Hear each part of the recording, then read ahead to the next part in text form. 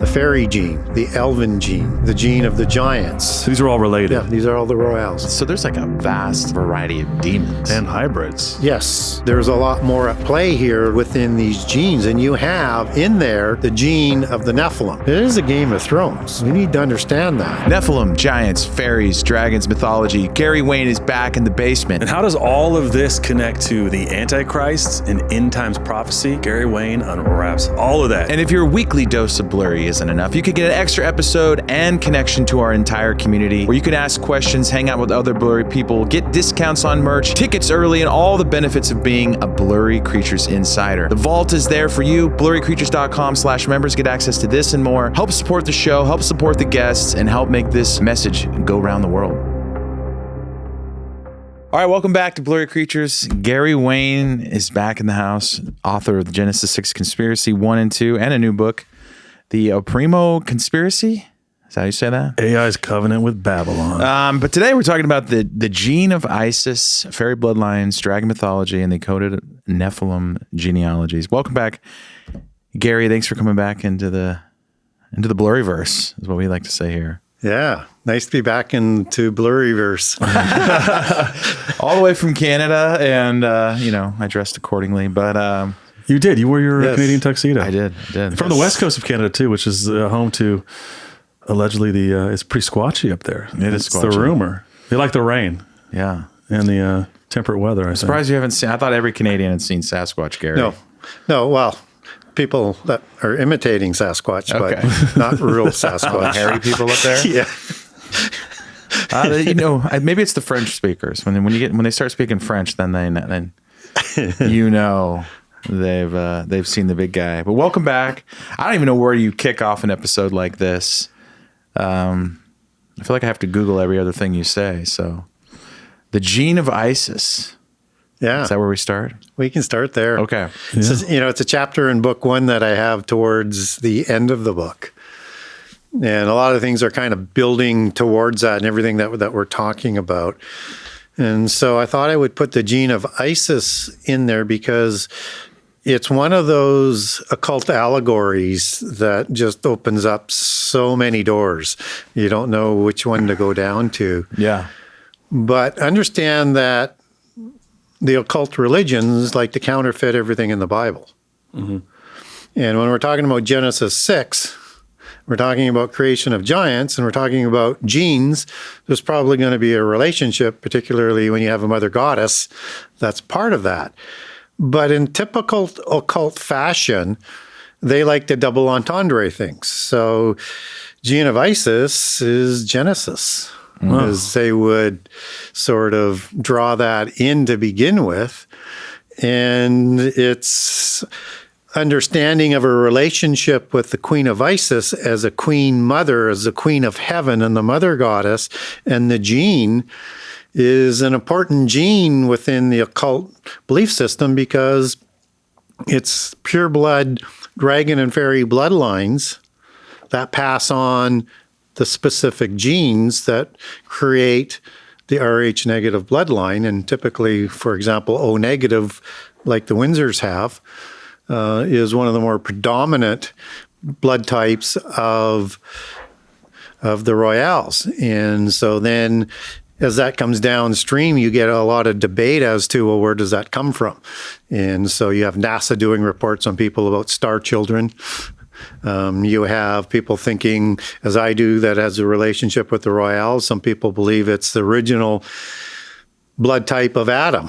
And so it's you've got divergent perspectives as to what that can be. But I think when you look inside the occult, they put such a important emphasis on it, it's worth pursuing from that sort of aspect. Mm. So Rh negative, just to bring people up to speed, is divided into two groups. One being for blood types, you have Rh negative or Rh positive. For people who don't know what that means, when you are Rh negative, you are missing the D antigen. And so the antigen is key here. And so people would say you can't add something in that's a negative. So if it's not there, how did you add in Rh negative to the mix? But yet we know, whether it's science or other sources, that there's, at some point in time, there's a convergence of positive and negative. Where it comes from is the disputed part. So people will sort of poo-poo and say, no, can't be bloodline of the giants because, they came along after the creation of humans, and you can't add something in that wasn't there. And end of story. They shoot you down. But they know we've been brainwashed not to ask critical questions. And so you have to say, okay, is it the blood type that's being passed down? And the answer is only as a manifestation of the gene. So it's the gene that you want to be focused on. Gene is in genealogy. Yeah. Right? And so it's the gene that is going to produce Rh positive, whichever type, or Rh negative, whichever type. So we want to focus on the gene as the occult does, because they have a lot of records that they like to keep, that they place a heavy emphasis on the bloodline that's manifested within this Rh negative bloodline of their bloodlines. So the gene of Isis is speaking to that. And with the Mother Goddess, it sort of gives you a quick sort of, understanding that this might be very, very important. And they have an allegory for the gene of Isis as being the fairy gene. Right. Fairy is in elementals, one of the spurious creations of the gods. But more specifically, more to the Tuatha De Danann as the fairy folk or the fair folk. And we can go deeper into those rabbit holes downstream in a few minutes. But understand that fairy is an allegory. And so we have two allegories within the bloodlines. One's a dragon bloodline for the patriarchal bloodline. It could also be raven. And fairy or owl for the female bloodline. And in the occult system, new dynasties are set up with pure blood fairy queens to start new dynasties because they're so rare. They have a fertility issue after the flood. And so for this to continue, the Rh negative in their belief system would pass on through the mother, through the matriarchal bloodline. So again, this has resonance into Genesis, just as they use the double entendre of gene of Isis. And we have to be probably careful with that Mother Goddess because it's also a name of a terrorist group. YouTube might take offense to, so you may want to bleep some of that out. I won't make any more references to that aspect of it. Yeah. And so when we look at Genesis 36, again, just one of the most important passages to understand the ancient world, where it has the Dukes of Seir and the Horim and the Hivim giants and the Edomites, and they're intermarrying to create the Dukes of Seir, the Dukes of Edom. Well, that word Duke is a very interesting word. And it's the Hebrew word Aleph, and elf as you take it back to its source word. And the Catholic Encyclopedia, in their recollection of this special bloodline of kings, they call them the Alephim, I-am, plural for giants. And that the Horim were giants and the Hivim were giants. And when they intermarried with Eliphaz and Esau, they created hybrid races that were usually named eponymously after the tribe, Horites, Amalekites. Yeah. And Amalekim, Horim versus being the original nations of giants that were there before. And this is a transliteration that they like to use for elf, as in fairy. And the transliteration of elven, as in elven bloodlines. Elves as in plural for elf. Elven bloodline is the bloodline of the Tuatha De Danann, and the Messianic dragon bloodline of the Messiah or dragon Messiah, Antichrist, as we would understand that they would like to bring forth in the end time from those particular bloodlines. There are many other bloodlines from different genses.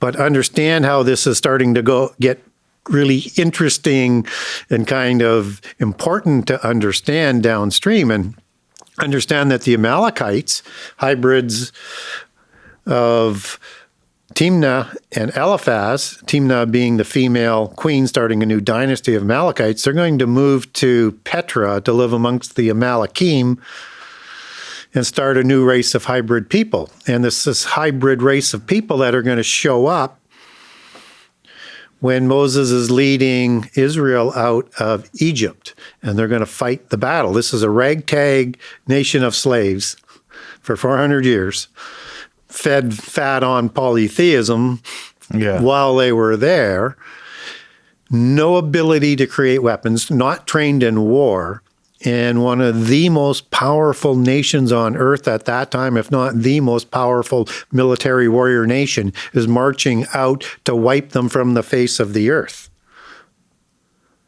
So much so that the Israelites are told never to forget this battle that they're going to win at Rephidim.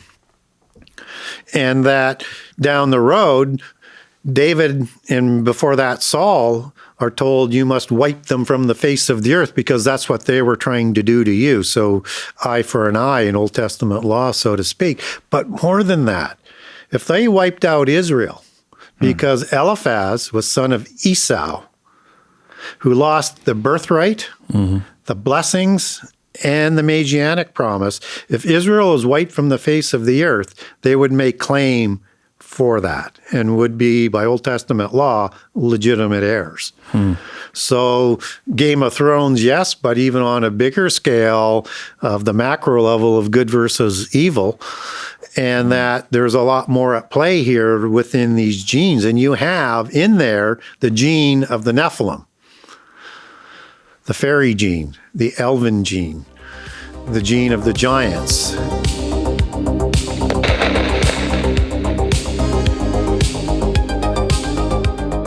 We hear a lot of weird stories on this podcast, and one of the greatest ones was this giant molar Luke that was supposedly pulled out of the mouth of a giant. I wonder what their dental work was like. Looked like he ground his teeth. Maybe stress-induced. Perhaps it was nightly clenching. That's true. That's a problem we have today, not just in the ancient times. So if you're worried about grinding your teeth at night, this is something you deal with as well because of the stress in your life or just clenching up, Remy provides a comfortable, cost-effective, and convenient solution to grinding your teeth. That's why we trust Remy to protect our teeth using their custom night guard, along with 350,000 other Americans. They're clinically tested and FDA cleared to prevent teeth damage from grinding, reduce jaw tension and muscle strain of your face, and it can help you improve your sleep quality. Yeah, and here's how it works. After purchase, your impression kit comes straight to your door. You follow the simple steps, and you get directions to get that perfect impression. Remy crafts and ships you a custom night guard right to your door, and you start protecting your teeth instantly. And I know that life's stressful. Sometimes we're grinding our teeth and we don't even know. Remy's here to help you with that. And it's super easy, Nate. When I got the entire package from Remy, I mean, super quick, super easy, ship it back off to Remy, and within no time, I had my custom mouth guards back. I was amazed at the quality, the fit. It was perfect, and I've noticed I felt a lot of relief waking up in the morning. Improvement from clenching, grinding, tension, feeling like I sleep better, more relaxed, just easing the tension, baby. Protect your teeth now with Remy by using code Blurry to get 55% off your new night guard from now until the end of August with Remy Club. Subscribe and save. That's 55% off at shopremy, REMI.com/blurry with code Blurry. Thank you, Remy, for sponsoring this episode.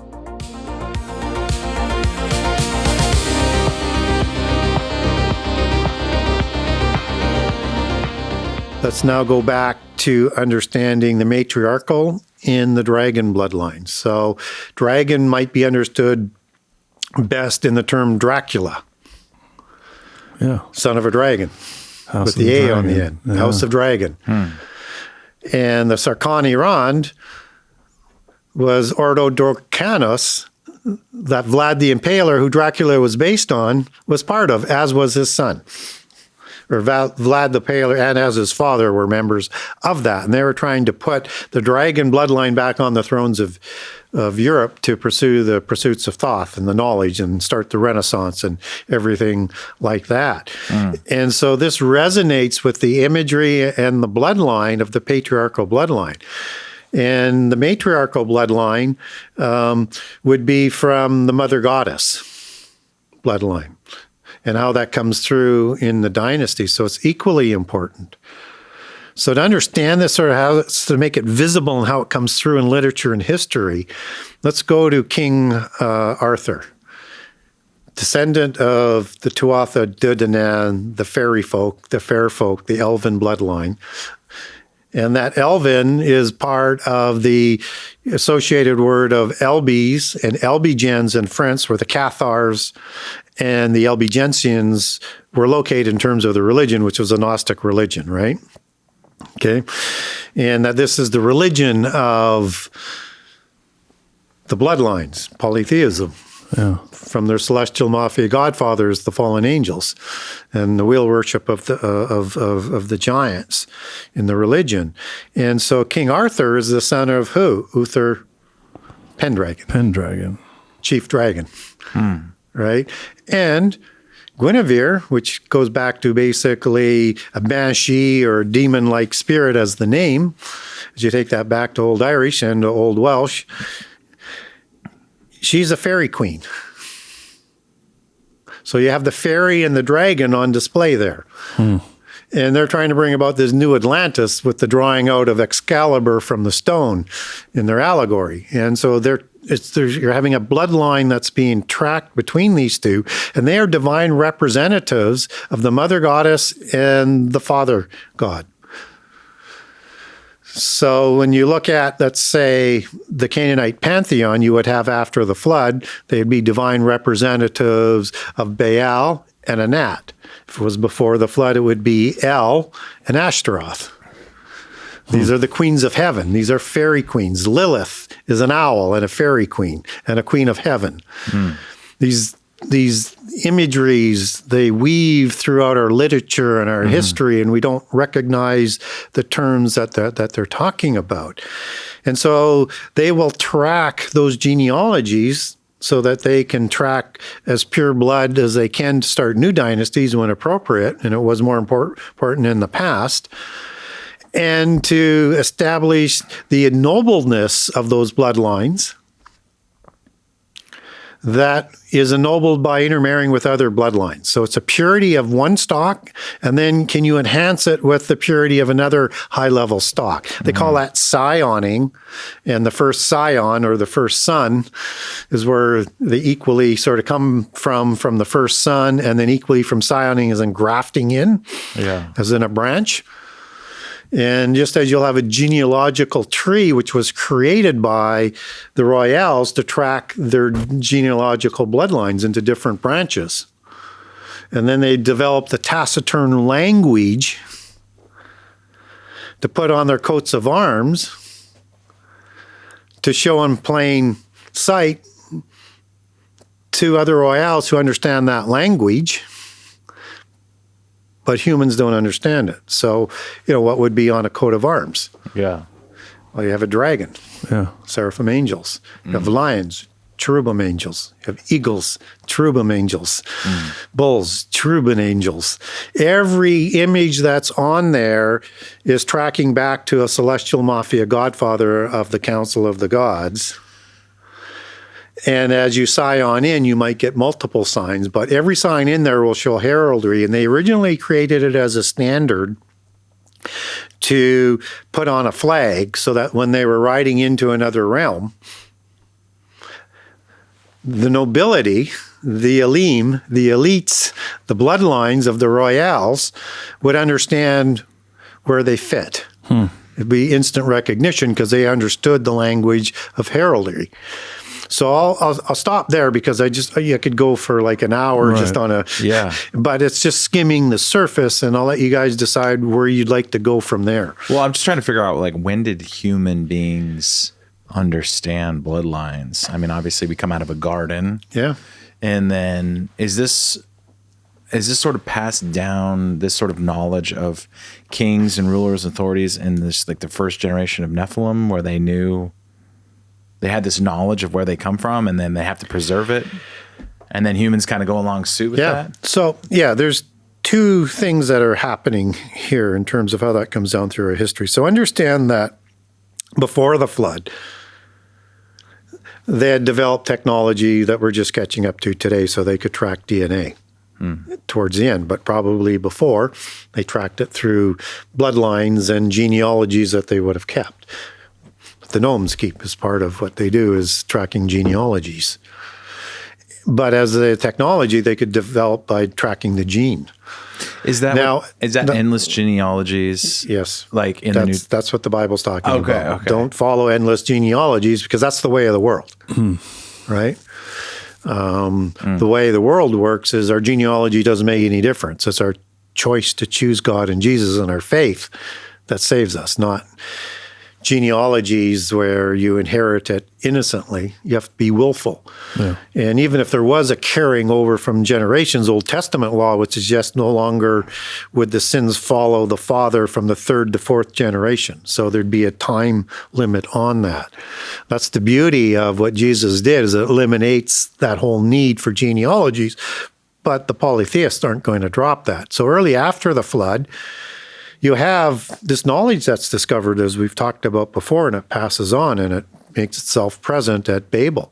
And I'm sure when we talked about the CERN show, people can go check about that we talked all about that knowledge that was on display that is linked to what they're doing at CERN. So understand this great knowledge. But after that, you start to have a degradation of this knowledge and a loss of knowledge, a lot brought on by the rival bloodlines of the giants and destroying knowledge of other empires and civilizations.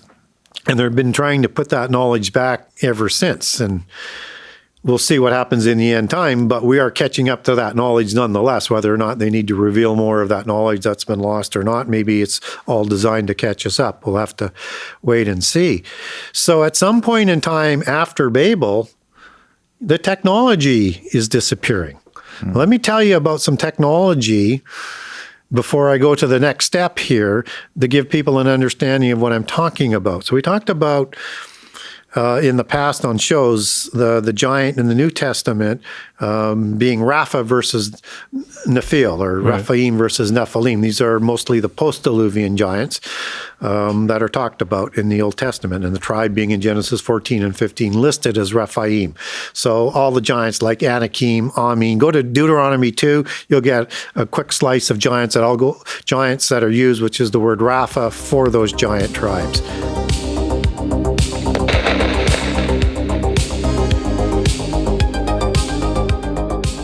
Who's following the tracks of the things in your bank account? What do we do, Luke? Well, hopefully we're tracking them. That's right. But if you're not, Rocket Money is the solution. Listen, we all sign up for something and forget about it, right? Sometimes we sign up for it twice. Yeah.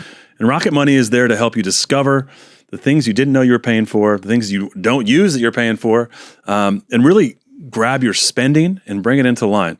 Rocket Money for me specifically, let me find subscriptions that I wasn't using or forgot I had signed up for. I was able to cancel those directly from the app. And it allows you to just put together a budget. So you want to rein in your spending like you might rein in Bigfoot on your property. Right.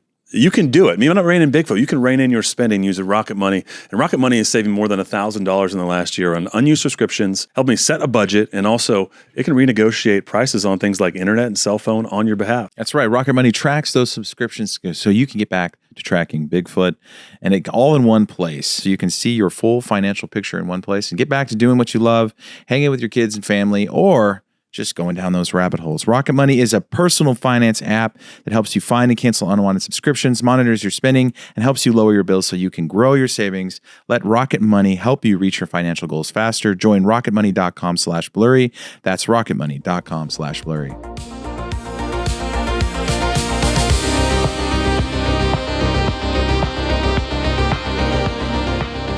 These tribes that are losing knowledge from the time of Babel or early after the flood when this knowledge was discovered, we get a remnant of this knowledge coming down that's related to the word Rapha. And it's a talking idol that's talked about in the Old Testament. The Hebrew word is teraphim. Mm-hmm. Teraphim isn't always translated as a talking idol. Sometimes it's just translated as idol. So in the time of Jacob and Rachel, when Jacob's getting wives to come back to the covenant land, Rachel steals Laban's family idol. And you don't learn anything else except that Laban is absolutely beside himself. And why was this idol so important to Rachel? It's the Hebrew word teraphim.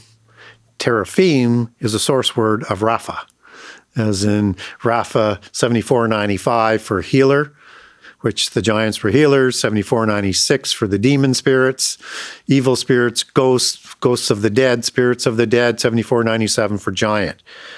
So it carries part of those meanings with it. This was an idol that could predict the future or provide advice. This was some sort of technology that was an oiketerion, or what we understand as a dwelling place for a spirit. People aren't familiar with that term. It shows up twice in the New Testament, in Jude 1:6 with the term habitation, from which the angels left in heaven as a dwelling place of their spirit, as the meaning as it's defined, and house in heaven that we groan for, even though we have a house on earth, and 2 Corinthians 5:2, house in heaven is oiketerion, defined dwelling place for a spirit. New Testament tells us we have a spirit, we have a body, and we have a soul. And the spirit merges with the soul to create the mind. And when we die, according to Ecclesiastics, our spirit goes back to heaven.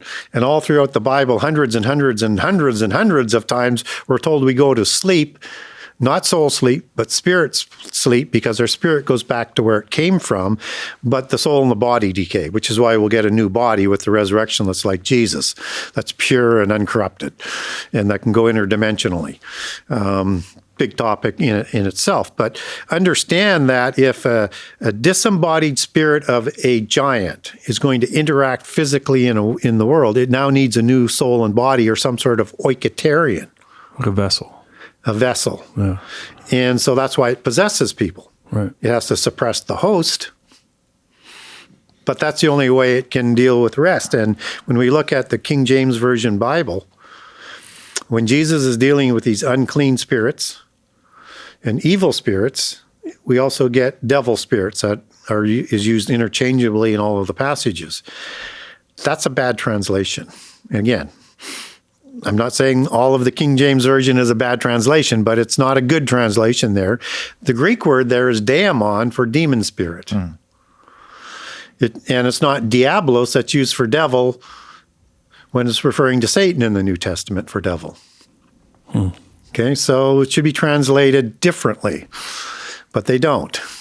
For whatever reasons, they chose devil. And I'm not saying that they're not evil spirits, because they are, but not at the level of what Satan is. And Satan is the prince of devils, as he's defined in Revelation 12, as you take his terms back. So understanding that they can be in a place where they can rest and speak is some sort of likely technology that can only be explained with that would have come down from Nimrod, with that knowledge being introduced. And Laban was in the land of Nimrod, not that far after Nimrod's death. So it starts to make some sense that this was technology that survived that was in the past. This should serve a purpose and understanding for people trying to understand the image of the beast, and that demons come out of the mouth of not only Satan in Revelation 16, but the false prophet and Antichrist to gather all the armies for Armageddon. So you can translate that as the demons come out, or they command the demons. But there's a demon relationship here, right? And that's translated as demons. Same word, daemon. Should be at least consistent what you're doing throughout the translations, just to sort of underscore that point. So these things have a relationship likely with the image of the beast, which is going to be some form of technology. Now, if we look at technology, they use invisible algorithms to guide AI algorithms called daemon algorithms. Could the AI be some sort of oiketerion for these demons? Sort of the point of an oiketerion. And we're told in a lot of occult sources that, or science sources, I should say, is that they received knowledge on how to develop these types of things from Metatron, which is Enoch the Evil transformed into a godlike Thoth in Third Enoch. So again, it's hard to ignore some of these interesting sort of coincidences, and that these demons are not all put into the pit prison like the terrible ones are in Ezekiel 32 and other passages. And they don't all go to Hades or Sheol and make it there. There's ones that wander the earth that Jesus was talking about. So they lose this technology, because if it was just something that could be made out of stone or wood, they could still communicate with us through those idols. And the Bible clearly tells us that idols cannot speak. But this is a different kind of idol. There's 3 words used in Hebrew for idol. This is one, and it's distinct for a talking idol. And we get it all the way through and associated with a body in the time of King Saul and David, with his body in the bed. Just again, bring that sort of forward to an understanding of an oiketerion in a body.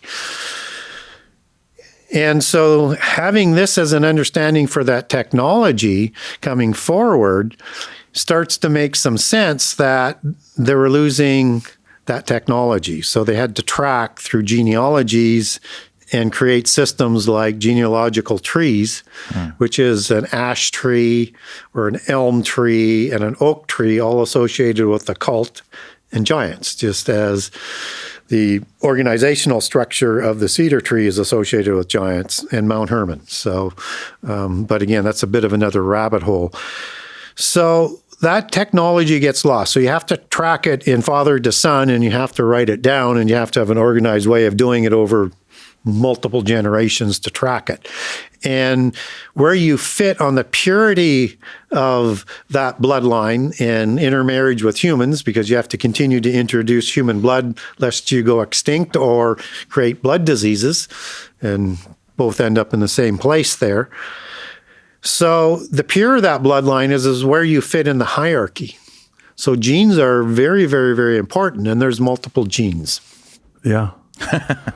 So this is the combining of 2 houses, right? So we talked about the fairy house, right? The would be the mother side, right? And then you have the house of the dragon, should be the father side, right? So as we look at like dragons, and let's start there. You talked about Dracula, and you talked about all of the heraldry and the symbolism of the royals. Yep. And we see that in places even like the Welsh flag, which is I think about the that red dragon. The red dragon, right? Yeah.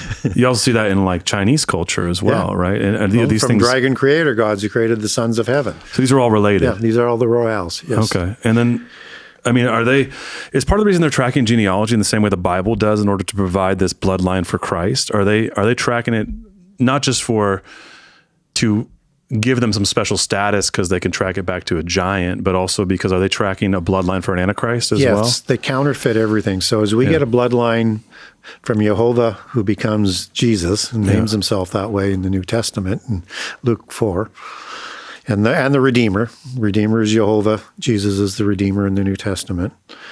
Jehovah of the Elohim creates the Adamite bloodline. And we get that genealogy all the way through to him becoming the Word made flesh. Right. The Holy Spirit makes the soul and the body within Mary, and the Word becomes flesh. In other words, Jehovah of the Elohim enters into that soul and body.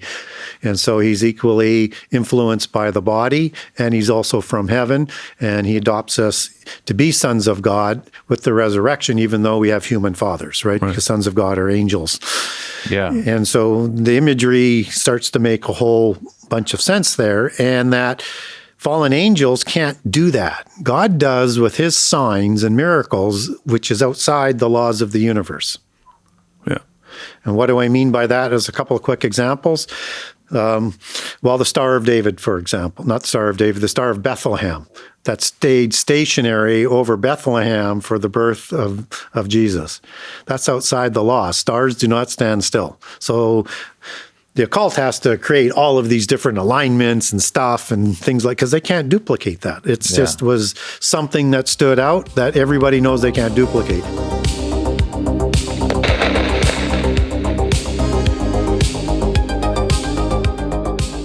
Over the years of Blurry Creatures, we talk about the characters in the story. And I think that when you introduce the characters into the story, you see how robust and full it is, and it helps bring things into focus. And I think it's sad to me to think of all the characters in human life that don't get a chance to be here and don't get to affect humanity because they didn't make it, because someone just didn't think or have the resources or the ability to bring a child into this world. But what that child could have done for us, how they could have played a part in our story, could have been massive. And so we feel it's important today to talk about preborn. At Preborn Network Clinics, mothers facing unexpected pregnancies are welcome with compassion, practical support, and a free ultrasound. And when a mother sees her baby and hears that tiny heartbeat for the first time, her baby is twice as likely to be given the gift of life. That's where we're going to ask people, are you going to help? Every life saved strengthens families, communities, and generations to come. Just $28 provides one life-saving ultrasound. And in honor of this year being America's 250th birthday, we're asking friends to prayerfully consider a special gift of $250 to multiply their impact and help save even more lives. That's right. These babies go on to be future parents, teachers, pastors, entrepreneurs, first responders, leaders, and all the people that can help humanity live up to its full potential. And to donate to help support Preborn, dial pound 250 and say the keyword baby. That's pound 250 baby, or give securely at preborn.com/blurry. That's preborn.com/blurry. And every gift is tax deductible.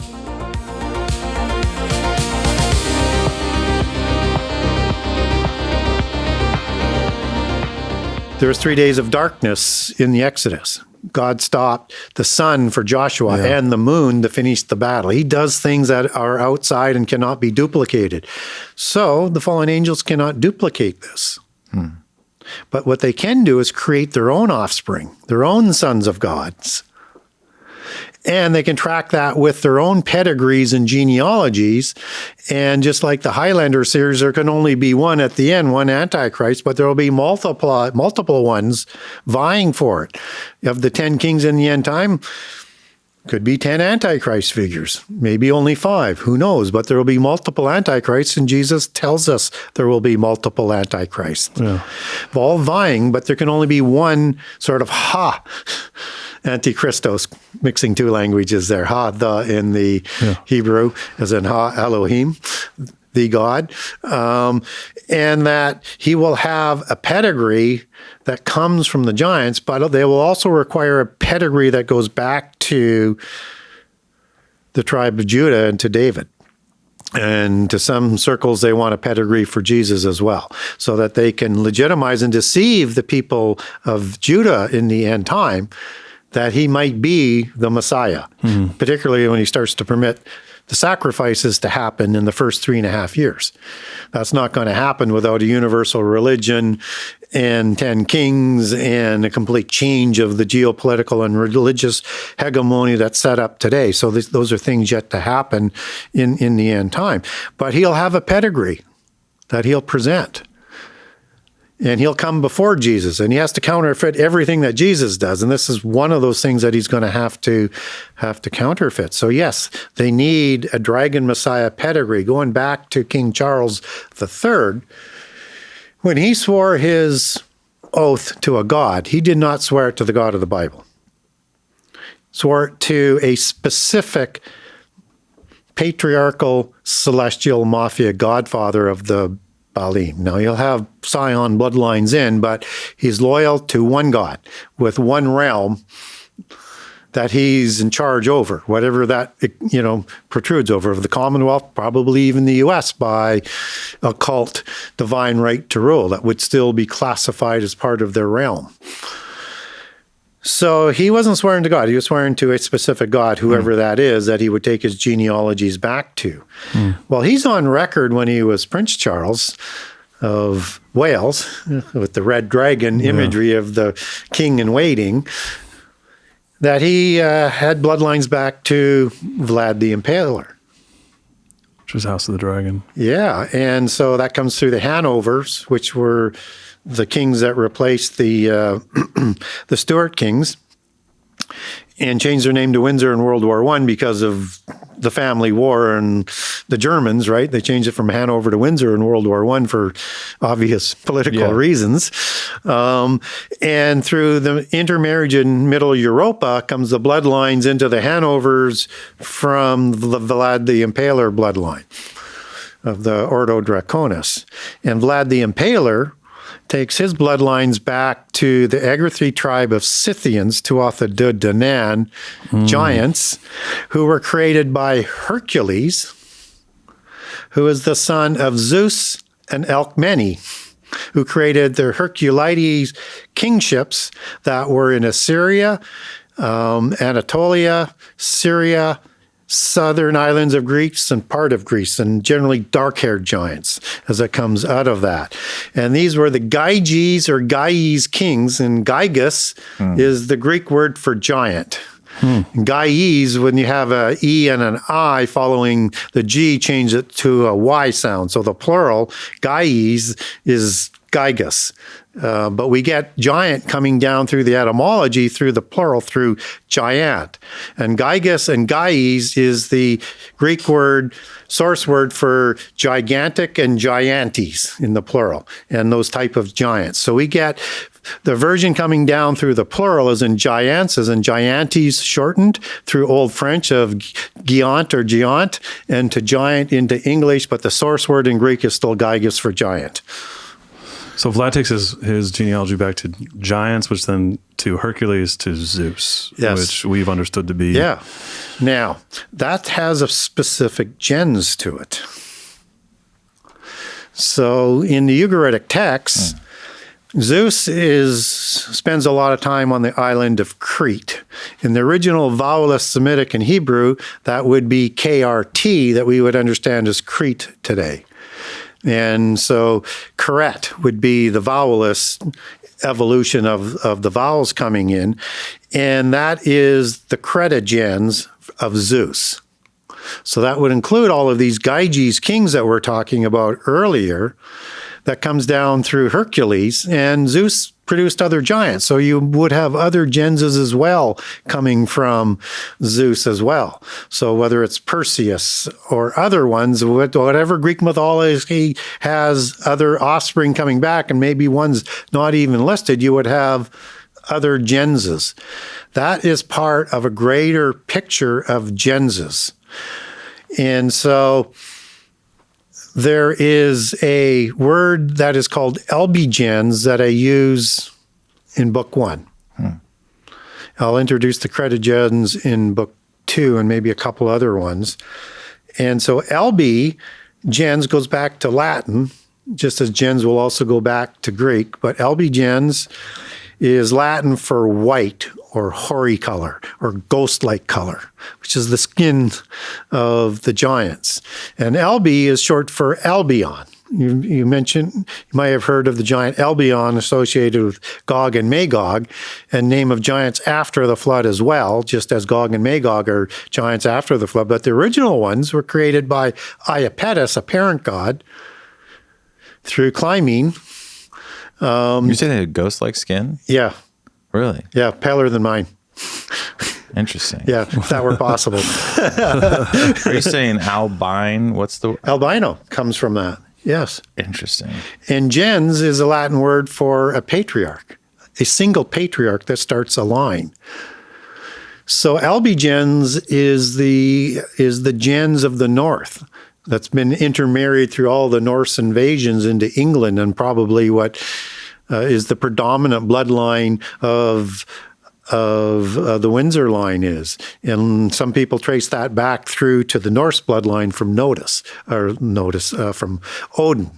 That comes down through the Rollo bloodline and into the Sinclairs and St. Clairs and de Bruces and so many other families that intermarried with the other genses involved. So there's multiple genses that they track their genealogies through the patriarchal side, and they would also have similar ones for the matriarchal side because of that Rh negative aspect and of the new dynasty aspect. So they want to track both of those genealogies. another gene, just to show you what we're talking about, is there's 3 gens I'll talk about within the black nobility of Italy, which is also a term for the black nobility of Europe as well. But in the black nobility of Italy, you have gens that go back to what they call the Julia gens, the Claudius gens, and the Fabia gens, to name 3 of them. So the Julia gens will include people like Caesar, Julius Caesar, and Augustus as part of that gens. But there was 100 families of these genses that were in Italy, in the original senators, that all go back to 2 progenitors in Proto-Latin civilization, the Etruscan, Indo-Europeans, Indo-Aryan giants, which is Romulus and Remus, who are the offspring of Mars and Ares. Who founded Rome. Yeah. So that gives you an idea that these genses are tracked all over the world. So the red dragon gens that they talk about in China, and there's other dragon genses there as well, that came down through the Shah dynasty that ruled up to the early 1900s. That Xi, President Xi, comes from the Western bloodline of that. And so you have a bloodline back on the governance of China today that takes their genealogies all the way back through these empires, all the way back to the dragon creator gods that created the sons of heaven, that created the Shah people, XIA, and the Shah dynasties. This is why we have there was some study that said that every U.S. president except for one has a common ancestor. Yes, the Plantagenet, as they take that back to King John and King Richard. That's what it is. Two brothers in the time of Robin Hood. I guess. And the Plantagenet, it's crazy, is a bloodline of is a offshoot bloodline of the Anjou. Just as the Romanovs are a junior offshoot of the Puchanin bloodline out of Kiev. And let me finish, because this is good.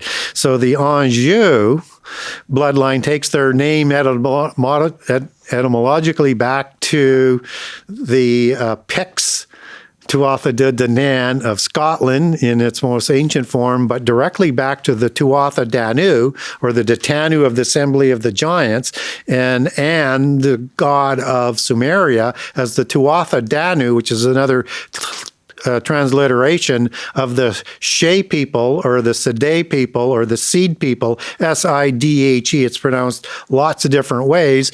And the Shea people are disembodied spirits as well, as they're known as the Shea people that are in the other realm of the fair folk, or the Tuatha De Danann.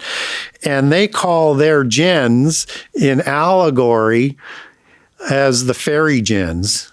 Yeah, that they'll take back to not only to Sumeria, but also to the bloodlines that show up in Genesis 36 with the Elohim bloodlines, the Dukes of Seir that intermarried with the Hurrian giants, the Hurim of the Bible, and the Messianic dynasties that were intermarrying with the Eastern giants like the Olamim, the Cadmonim, the Kenazim, the Kenim, and giants like that.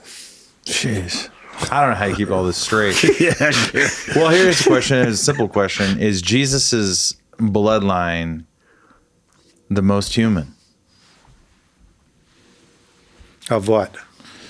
Of just it is totally unique. No other bloodlines coming into it. From the seed war, it had to be. Yeah. Think about it from we think of salvation as just, we are spiritually saved. We're not thinking about any bloodlines or genes or any of that. Well, you have to remember, you have to be careful with this purity of the stock. Sure. Because, for example, there's some Canaanite bloodline that intermarries with Judah. So if Canaanites are hybrids, how does that fit in? Sure.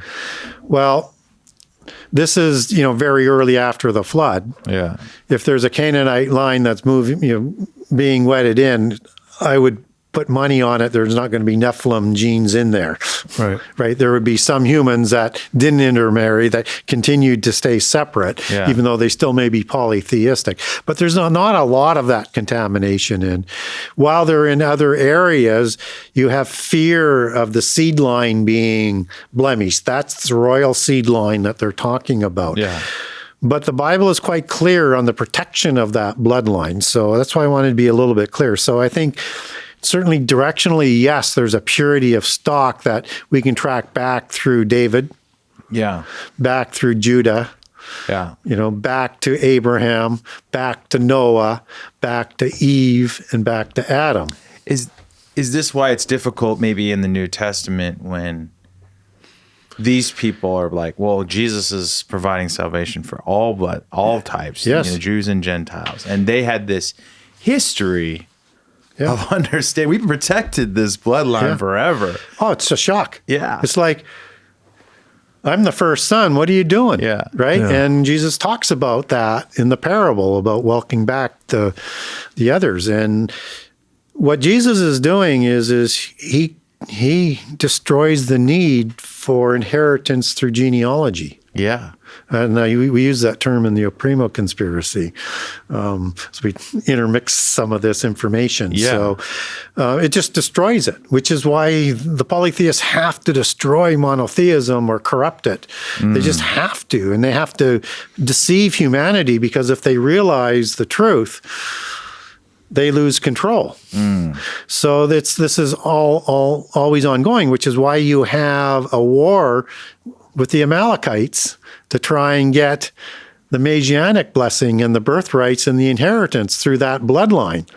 They want to do it through the physical aspect, but Jesus is doing something that's something new. There is no parent. Yeah. Yeah. Right? Yeah. And it's pure human stock and comes from the bloodline on both sides. That's why we get two genealogies, one for Mary, one for David, and that you have to have that to have Jesus born on the female side, the coming through Mary, but you also have to have the legal side through Joseph, right? Even though he's not the father. It was legal.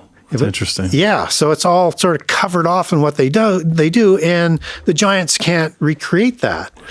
But they can try and have Jesus killed, as Herod does, because Herod just means hero. Hero is a giant. He's from an Edomite bloodline, as he's married in there. That's why he's a puppet king. Yeah, from the Amalekite Petra bloodline of Nabateans, and all of this is, intermarried with the Elohim bloodlines that we talked about previous. It's no coincidence that he takes over and tries to stop the Messiah from being born and then kill him afterwards to stop it. We have another stream downstream, and I cover this off in book 2 on the Seed Wars, is that in the time of David, after Saul's been replaced for not fully destroying the Amalekites, David is chosen as king, and then he is, through the covenant laws, obligated to do the giant wars and finish the job. That wasn't done in the time of Joshua. And so he's not only destroying the Philistines and the Amalekites, but he goes into attack first into the Mount Hermon region, which is the second leg of the first leg of the Dukes of Seir. And if you look at the capitals in Genesis 36, they have alternating cities almost, not every alternating, but when they move a different city, they're moving one back from the Seir region to the Syrian region. So when you get those Syrian wars, you're getting two different accounts. One's saying that David is warring with the Syrians, and the other one is saying he's warring with the Edomites. The Bible is not in contradiction there. It's the same empire that switches kings, but's ruling over both empires at the same time. Well, not all the kings want a war with David, because David is wiping everybody out. So, and this is outside the land of the covenant that they're going to have at that time. So there's different rules based in the covenant that David is permitted to follow. So you have the Makathim and the Gesherim that are in the Mount Hermon region. They don't have patriarchs in the Table of Nations. And so just as other giant nations like Rapha and Arba and other giants don't have, this falls into the same category. These are giants. And the king there is Telmai. Well, if that sounds familiar, it's a patronymical title passed down from one of the Anakim kings in Kiriath Arba, Hebron, in the time of the Exodus, that is ruling in that area. You have Talmai, Sheshai, and Ahiman. It's common for them to pass down names in a patriarchal manner, both in the matriarchal bloodline and in the patriarchal bloodline, which makes reading history a little difficult at times, right? Yeah. But look at it as a title, just as Agag is the king of the Amalekites. Yeah. In the time of the Exodus, that it's raised up to almost like dragon status in numbers, dragon Messiah-like status. And then you have that Agagite king that shows up with Agag in the time of King Saul, that Saul doesn't kill, which was his, and Samuel has to kill him. Yeah. That's the title of their kings that's passed on from generation to generation. Haman the Agagite. Agagite is a title of the kings. He is of royal blood, sitting at the top of the vassal kings in the emperor's court of that time, and he's trying to wipe who from the face of the earth? The remnant of Judah that's in exile. Yeah. We need to understand the Genewars. So back to David now. Yeah. And so Talmai has a daughter named Makkah. Makkah is a patriarch of the Makkathim and of a specific tribe of the Makkathim that's situated right beside the Geshurim, who King Talmai is a king of. And David makes a treaty with King Talmai and takes the wife of Makkah. And they produce Absalom, who's the fairest child. Yeah. And the most favored of David because of... And super beautiful and... Yeah. And blonde hair, blue eyes. And understand that the Anakim were blonde hair, blue eyed. The Amalekim were blonde haired and blue eyed. Amorites that they produced were blonde hair and blue eyed on the reliefs. And this is seemingly what Absalom was. Fair hair, and similar type of eyes. Could have hazel eyes too, but generally blonde is blue versus hazel, but they can be either with red hair or with blue. So there's an intermix. Horim were red haired giants. Oh, man. Right? So they... Yeah, but it's a different type of red. Yeah. So it was ruddy.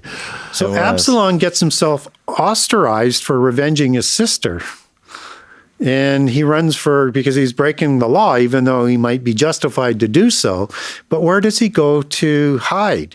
He leaves the land of the covenant and goes back to Geshur under King Talmai, and they plot a takeover of the throne. So where does Absalom move to launch his civil war against David? To Hebron, Kiriath Arba, home of the Talmai patronymic king title, home of the giants that took in well into the early time of the judges to make sure those three kings left or were killed. Last one by, I think it was Caleb who finished them off. So you have this history, and also understand Makkah is the father of Ashish of Gath, who David is taken in from. So patronymic title again of Makkah on the patriarchal side, just as Makkah is matriarchal as it's passed down through the daughter of Talmai. But Ashish is the king that takes David in because he succeeds the king because David killed Goliath from Gath, right? Yeah. So he's going to have a little warmer, fuzzier feeling for David, even though he's Israelite. Now David almost loses that civil war to Absalom. Yeah.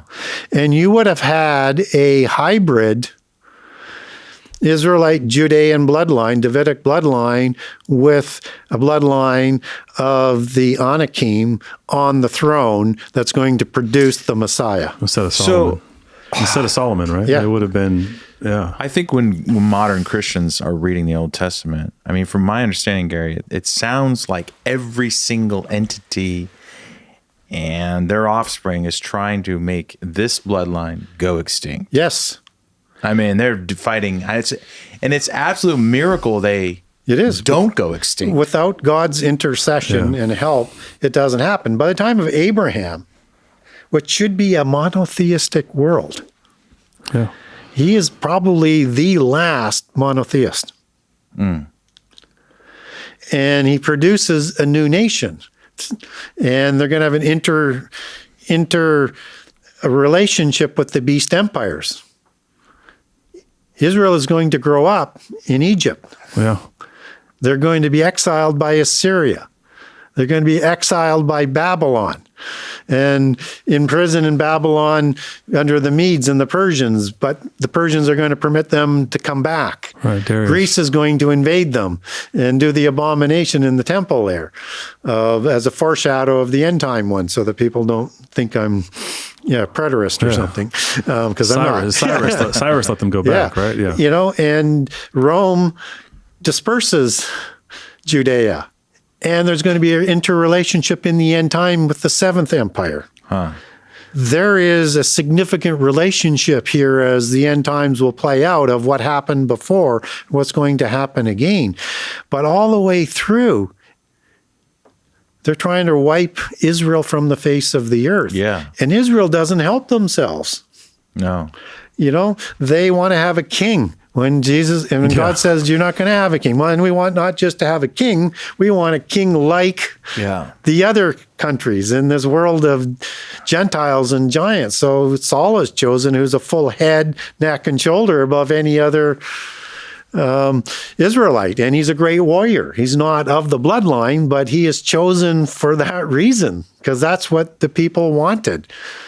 But he doesn't have God in his heart like David does, which is why he doesn't fulfill to the letter of the law required the kingship obligations that were laid out in the Holy Covenant. And God remembers his covenant forever, and he will reconcile them in the end time. That's why it's important to understand all of these details. And Christians don't factor in the parallel prophetic side of the end time where Israel and Judah is reconciled, and Israel will awaken in the end time. But I'm off the gene line here. But that gives you intrigue to understand why even after the disbursement of Judah, they're being persecuted through the generations. And anytime there's an Antichrist type figure like Hitler, he's trying to wipe them from the face of the earth. So we've tracked the dragon bloodline, and there's what you call the fairy bloodline. Yep. Are these from different like fathers? I mean, they all go back to giants, right? But is there a specific here? Yes. And yes. Then, you would. And I might be wrong on this, but the way I would just dissect it, and I only talked about 2 watchers producing the giants. Sure. But I'm open to more. I just can't document it. So assign the fairy and the dragon to the seraphim. Assign the raven and the owl to the cherub and the dark-haired giants. So if we're to understand like Irish mythology, because the fairy goes back to Ireland, in that space, they believe in the Tuatha De Danann, and it sounds a lot like watchers or angels that sort of show up. Then what are we to make of fairies, like the fairy, like folklore or mythology? Because that's obviously dragon. We understand that really well because there's a ton of dragon mythos within the Bible, and within Revelation we have the dragon. Well, we get them confused. We get like fairies mixed up with like don't confuse spirits. Don't confuse the fairies with the Shay or the Seed or Sedai Tuatha De Danann. So and they've been conflated to help hide the giant thing. Okay. But they do like to keep them there. So, if you want to Google like a painting like the writers of I'll do all 3 pronunciations, and there's more, and people will criticize because I missed 1 or 2 of them. But if you want to Google writers of the Shay, Sidhe, and understand the equivalent word for that is shed in Hebrew for an evil spirit in the Old Testament other than Rapha, but 2 different words being used there. Might be a different type of spirit, because the Shadim are more associated with the little fairies, right, in the occult. I don't know whether that's true, but they are. In terms of whether it's true in terms of how the Israelites understood Shed and Shadim. So when we look at the Lord of the Rings, which is an antediluvian story, And at the end, we get the imagery of the flood with all of these different beings on the ship sailing away, because now it's the age of man. And some of the imagery even has a rainbow there, but they don't usually like to make it. But rainbows are associated with little fairies like leprechauns, so don't dismiss it too quickly. You have little people that are depicted in Lord of the Rings. Now, they call these in the occult elementals. Right.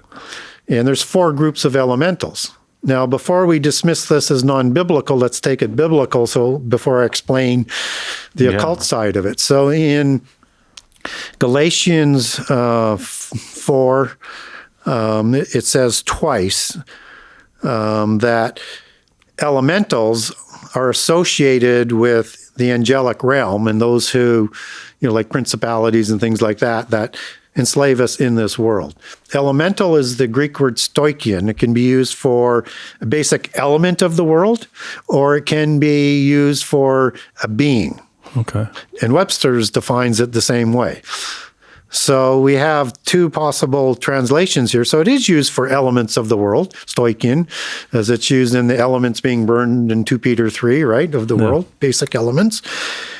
But these are beings that enslave us. So there's some sort of spirit being here. You have the same association in Colossians 2.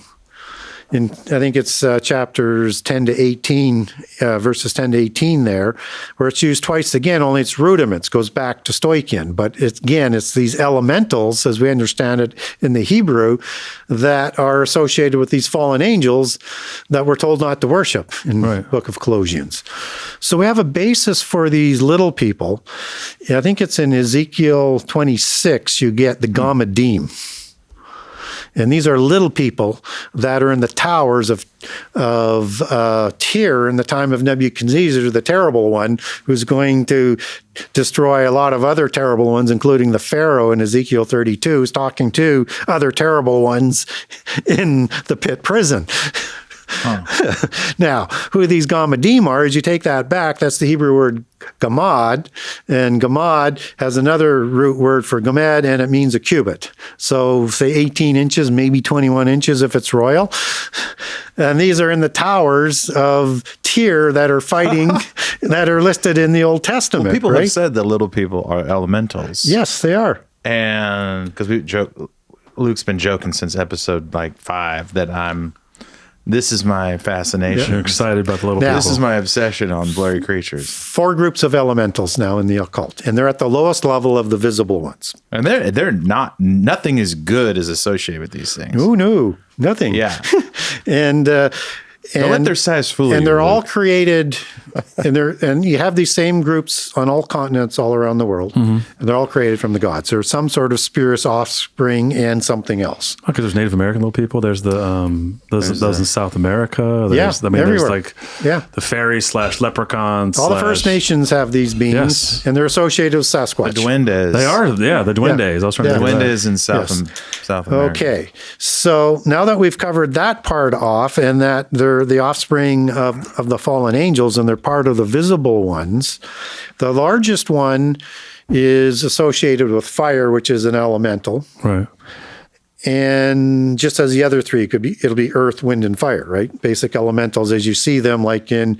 And water, right? In Buddhism and in martial arts movies as they intertwine.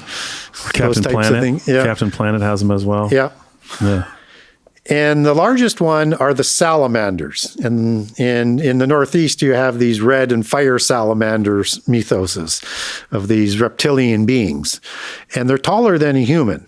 They're very much like the being that would be associated with reptilians that have a mythos in the hollow earth, right? Okay. They could be a separate creation, or they could be survivors from the Nahash, which were taller than humans and were reptilian before they lost their arms and everything else. Maybe the fallen angels saved some, like they would have helped giants survive. I'm not saying that that's the case, but it's either a separate creation or it's that. Those are the 2, but they're not Nephilim or Rephaim because they're at the top of the apex of the visible hierarchy. Hierarchy meaning sacred assembly of archons, council of gods, who produce offspring and give the divine right to rule, right? The royals and the nobility, the elim, the elites. Okay, so we have those as salamanders as one. There's 3 other groups of little ones. There are good-looking ones. There are mischievous ones. And there are ugly ones. Trolls. Trolls are part of the ugly ones. Leprechauns. Leprechauns with the treasure at the end of the rainbow. Elves. Is another one. And treasure in the occult is knowledge. Lost knowledge at the end of the rainbow. Leprechauns are part of the trickster spirit aspect. There's trickster spirits of demons and there's trickster spirits of gods. So you have to separate the two. Norse What about the gnomes? Yeah. What are the gnomes fit in? Gnomes are part of the ugly ones. So in Lord of the Rings, and the good-looking ones would be like... Elves? What's that? Like elves or... No, elves are ugly. Elves are ugly. But don't confuse them with white elves. Okay. Two different types. Not Legolas. Yeah. Not Legolas, I'll come back to those. So nymphs. Yeah. Ones like that. Good-looking ones, right? Mermaids. Well, the nymphs are seductive, right? So they try to seduce people. Well, all So of the sirens. Yeah, all of the evil spirits are seducing spirits, right? Yeah. They try The and ugly seduce ones don't you. have as much luck, though. Yeah, they have to do other things to seduce you. A few- Well, they have a and couple like drinks. leprechauns aren't good looking either, really, but Yeah. they have to trick you, Exactly. right? So there's different ways that Tricksters. they do it. It all leads to a Tricksy. bad end. So in the Lord of the Rings, you have dwarves. They're part of the ugly ones. They make the weapons for the giants in occult history. But we don't see giants technically in Lord of the Rings. They're there. We just don't understand who they are. Elves are ugly ones as well, just as you have those elves associated with Krampus and Santa Claus. Right. Right? These are mischievous ones that steal children. Be naughty or nice, otherwise you're going to be stolen and taken away. Right? As that occult thing goes back. Yeah. And trolls under bridges and portal locations and things like that.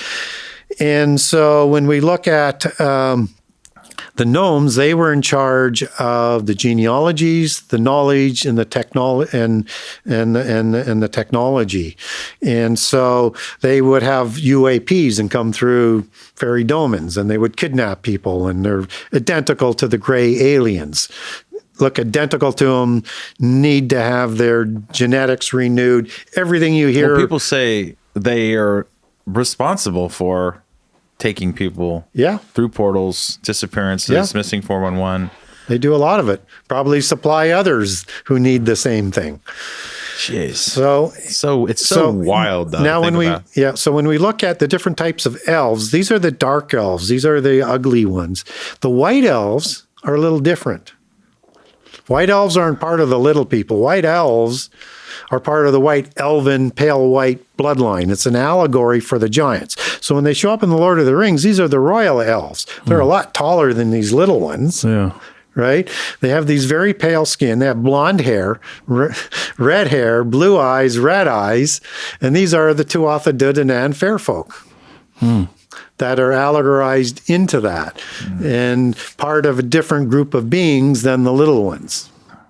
And these are all, these are all elementals. Well, I mean, these are all going to be, are these genetic offspring of the Watchers, or are they going to be part of what we consider to be sort of like the angelic race? What's the difference These are here? physical offspring. Sure.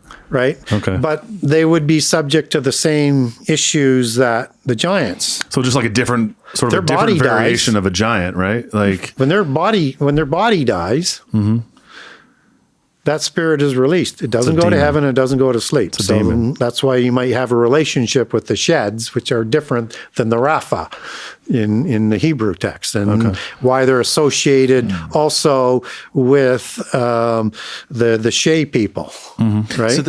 So there's like a vast variety of demons. Yes. and hybrids. Yes.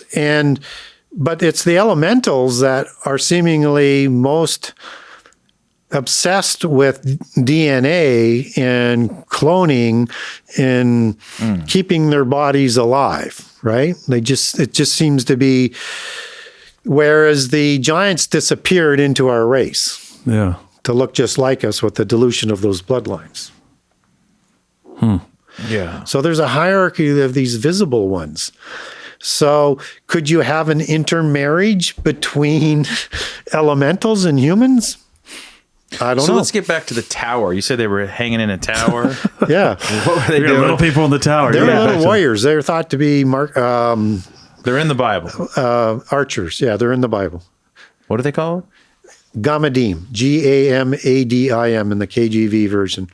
So they're shooting little arrows? Yeah. That must have been pests. Yeah. But they had. You could probably take a lot of little arrows. But they lost to Nebuchadnezzar anyways, so.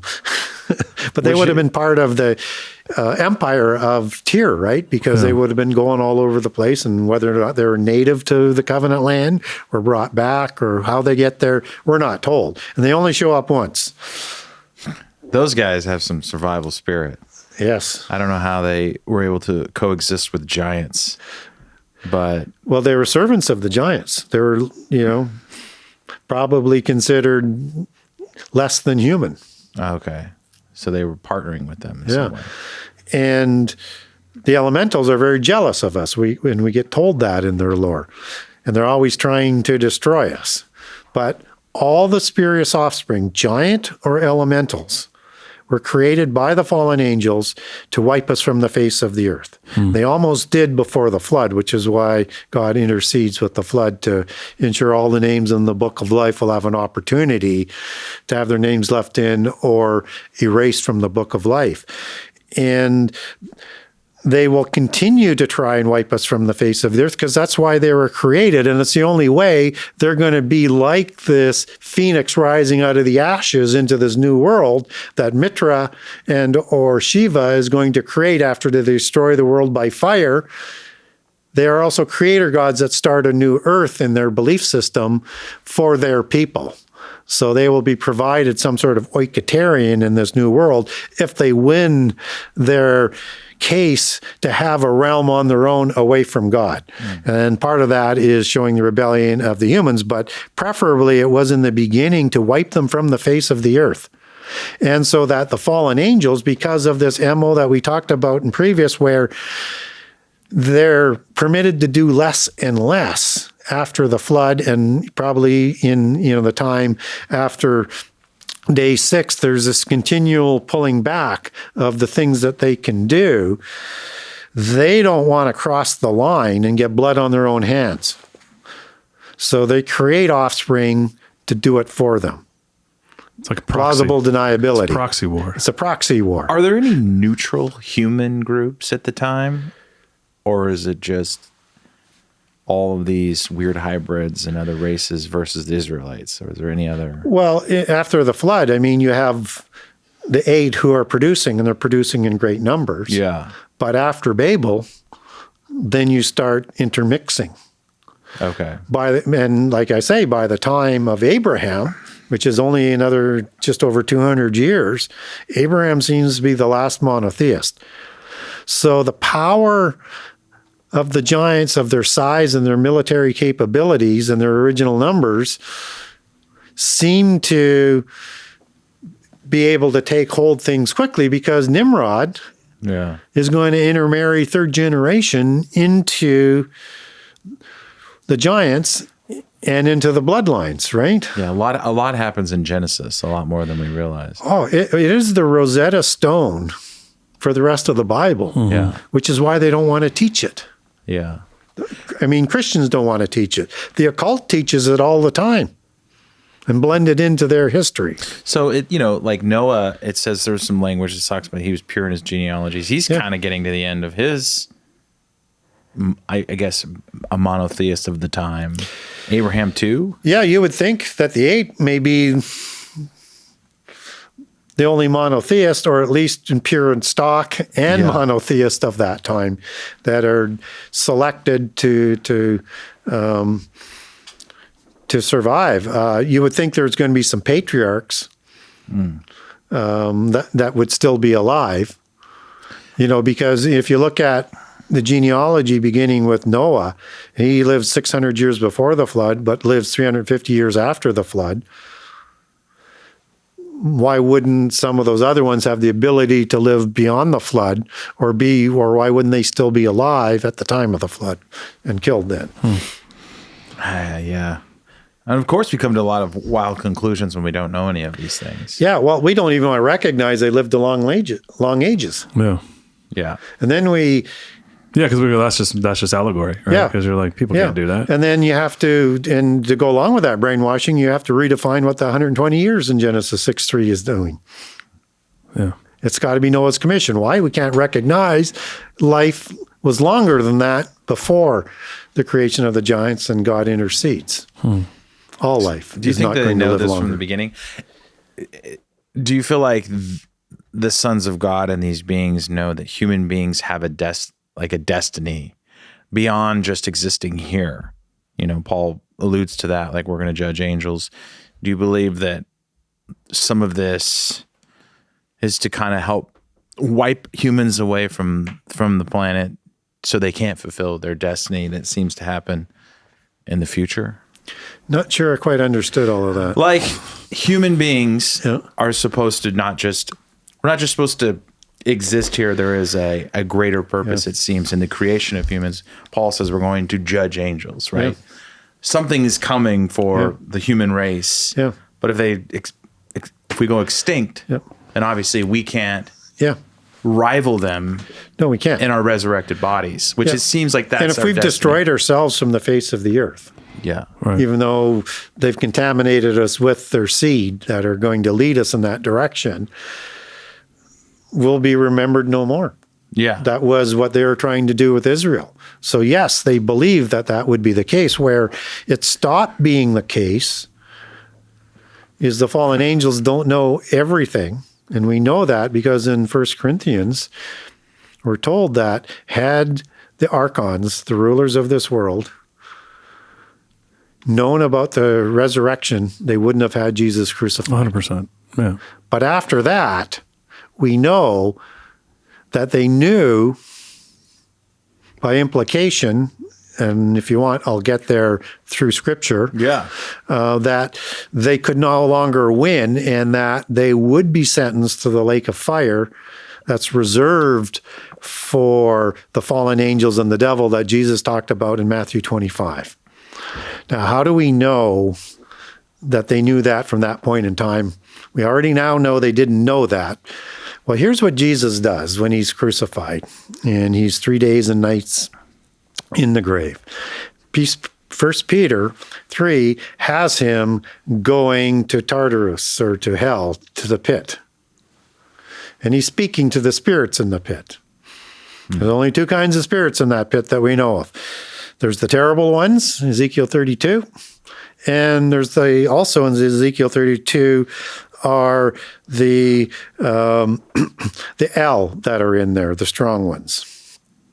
So you have the mighty ones, which is Gibor, and the strong ones, which are El. El, in this case, angel, fallen angel, parent gods, offspring gods, after the flood, who committed the same crimes. And those who did the most horrible things as giants to humankind, called terrible ones, the Eritim, terrible ones. And that's where we get the fertility issue definition coming from, that you got all these different names describing these giants of the terrible ones, but they have a fertility issue, it says. And they can't produce. And that seems to be reflected in the amount of human females that they couldn't produce, which is why they prized them so highly to continue on with their genetic line. And so only those two groups are in there. So when we're looking, what was the question again? The question was, ultimately, like Paul's saying we're going to judge angels, and you were talking about 2 Peter when Jesus... Oh, the message, yes. Oh, this is good. And yes, we will judge angels for the crimes they committed against us. Yeah. But then you were talking about 2 Peter... But 2 Peter, 1 Peter 3, Jesus is talking to these prisoners. Yeah. And if you want to just shorten the story, you say, well, that's where he told them. Well, here's the rest of the story. And so we were talking about Colossians 2 just a few minutes ago. And in Colossians 2, Paul's going to be talking about a spectacle of these beings. They're going to be made a spectacle of. And in Ephesians 4:8, Paul is talking about the captive of the captivity, or two words just like that. It's rather clumsy, but it shows up a few times as prisoners, as in the Judges, and other times in Psalms 68. And this is a parading out of spirits in Ephesians 4, 8 through 10. And you take from that quote of the captives that Paul is quoting the Psalms, Psalm 68 to be specific. And the whole passage explains the rest of the story of what he's doing. He's down in the pit prison.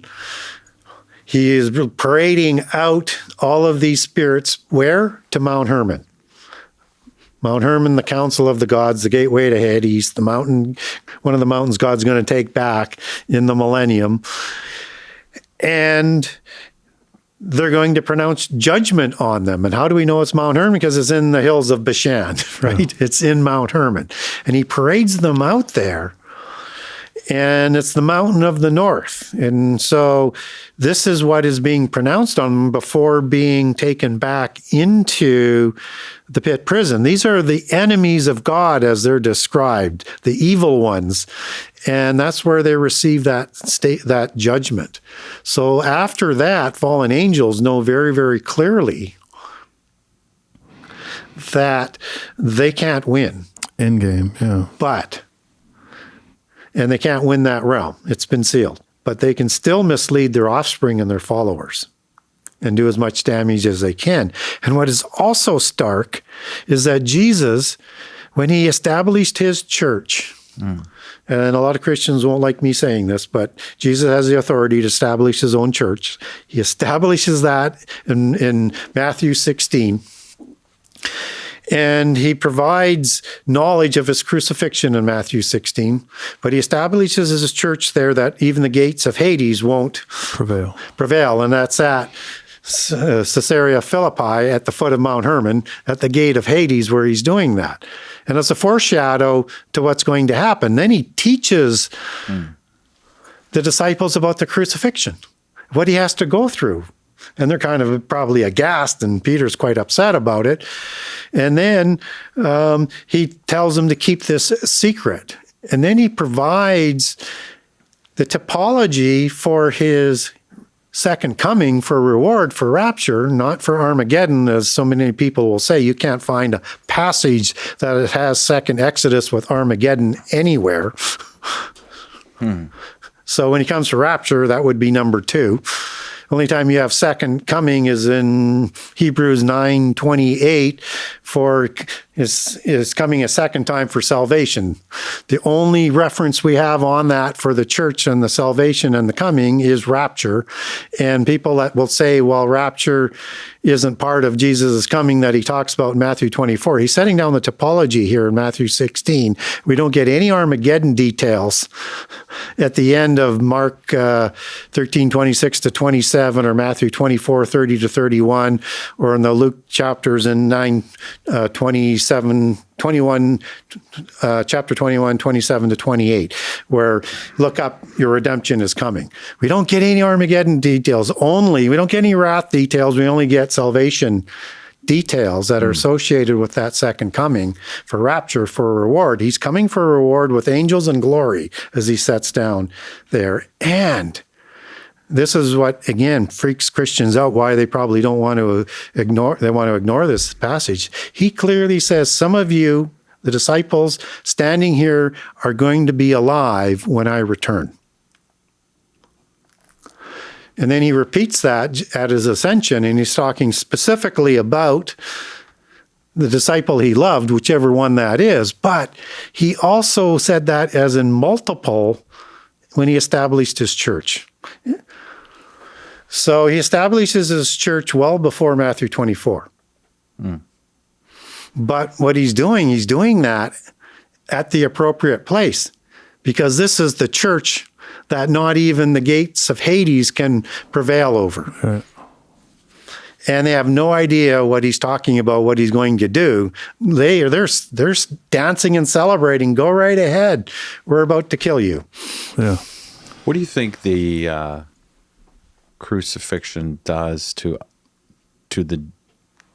to the genes of human beings? Does it change? Do we change genetically at that moment, or are we just like spiritually cleansed? Or are we like a new? Is there like a humans are? We won't receive our old body. Yeah. Okay. So even if you're raptured, you're transformed into a new body. And we're told when we're resurrected, we're going to have a body like Jesus. It's something new that can go interdimensionally. Yeah, because he walks through walls. And And just as... It's like all realms. And I would say it'd be similar to what he does with Israel in the last 3.5 years as he's reconciling them, where he's talking about he's going to write his laws on their hearts or their spirits. God wants to make sure we're going to be loyal and capable because we have bodies that could be influenced through corruption again. Yeah. That we're going to have that written on our own hearts as well with the new bodies that are going into the future world. But I mean, this is sort of like it's a massive blow to all these, like you were saying earlier in the episode, of these people that have been obsessed with their genealogies forever. Yeah. And so it seems like Jesus is like just putting the fire out on all of that. And then we still have some remnants of debate that happens in the New Testament of who's allowed. Who's allowed to be resurrected or raptured or what? Or just saved in general, you know? Well, I think it's pretty simple. Yeah. I mean, you have to have faith in Jesus. You have to believe in Jesus. If we deny Jesus, he will deny us. Yeah. Right? You can't blaspheme the Holy Spirit. Yeah. Okay? That's not forgiven.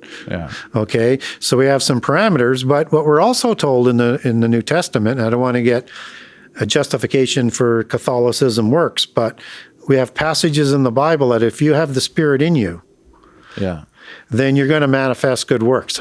However small or however large, it ought to manifest in some sort of way. Yeah. Those are the only criteria. Now, to be being raptured, that may have a special privilege.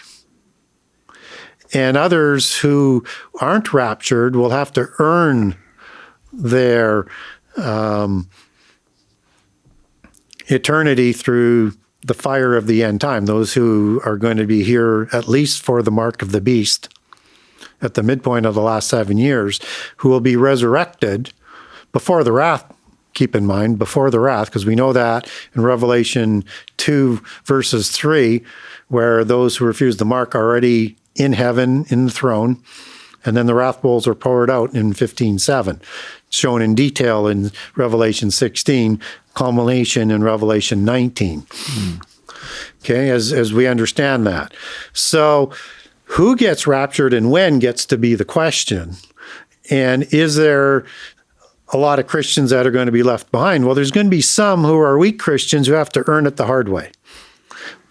For those, whatever that parameter is to be saved, we're going to be saved from the wrath, just as the wrath is, the resurrection happens, even though they're not saved from the wrath. For those who take the mark, they're not part of the wrath because they're resurrected before that. So when does the rapture happen? People will say it's before the last 7 years. We don't have scripture for that. They try to infer it. They do a good job of inferring it, but they can't produce a single scripture that says we're raptured before the last 7 years. And whichever way you fall now between before the wrath, midpoint or just after, or before the last 7 years, there is still some that are taken and some that have to earn it. And the saints are used for the church. Even for the ones that refuse the mark of the beast are called saints. So there's different ways of getting there, and we have no idea what the litmus test is to be raptured. But we do know what is to be saved. Yeah.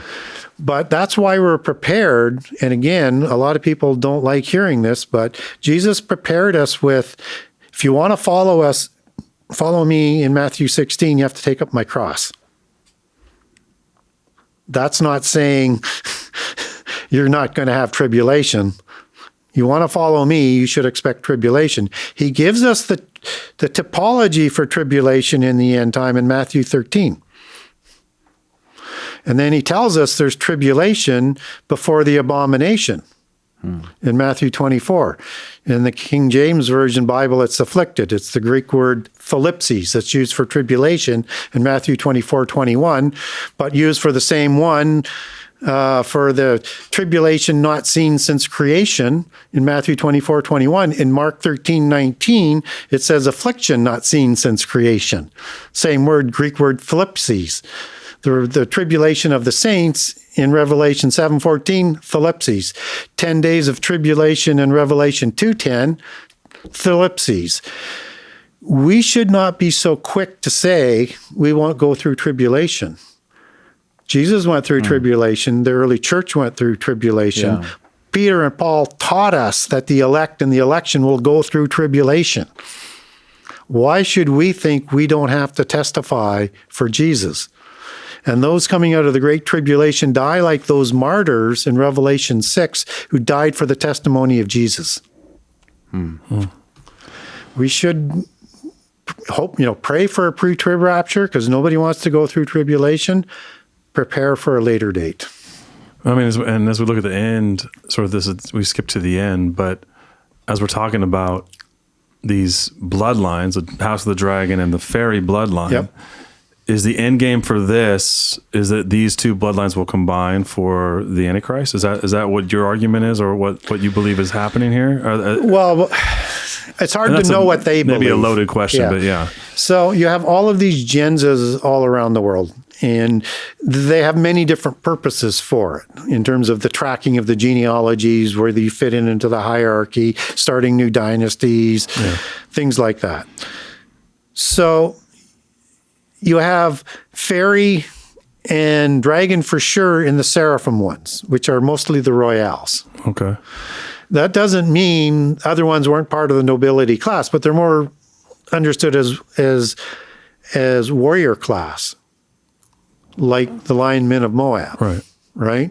Or the mercenaries associated with dog Nephilim from Nebaz and Anubis and other gods if they created ones. They were mercenaries and warrior class. So there seems to be, from a different warrior, from a different watcher, different criteria. Seraphim were in charge of the religious aspect and the governance aspect, just as they show up in Daniel 4, coming from the throne as watchers discussing those types of issues. So, and they're depicted that way with the Uraeus gods and reptilian gods and the pantheons all around the world as dominating that pantheon and dominating those aspects of the religion and of the ruling class. So I think there's those distinctions to understand. But that doesn't mean the other lines won't say, we want to be the one who is going to be the king of the world. Because they will set up their new millennium in what they believe. You could have bloodlines from China. You could have bloodlines from South America that are being rivals for this as it gets messy in the end time. What we do know is there's a prophecy in Daniel 8 that we want to keep an eye on. And it narrows it down a little bit.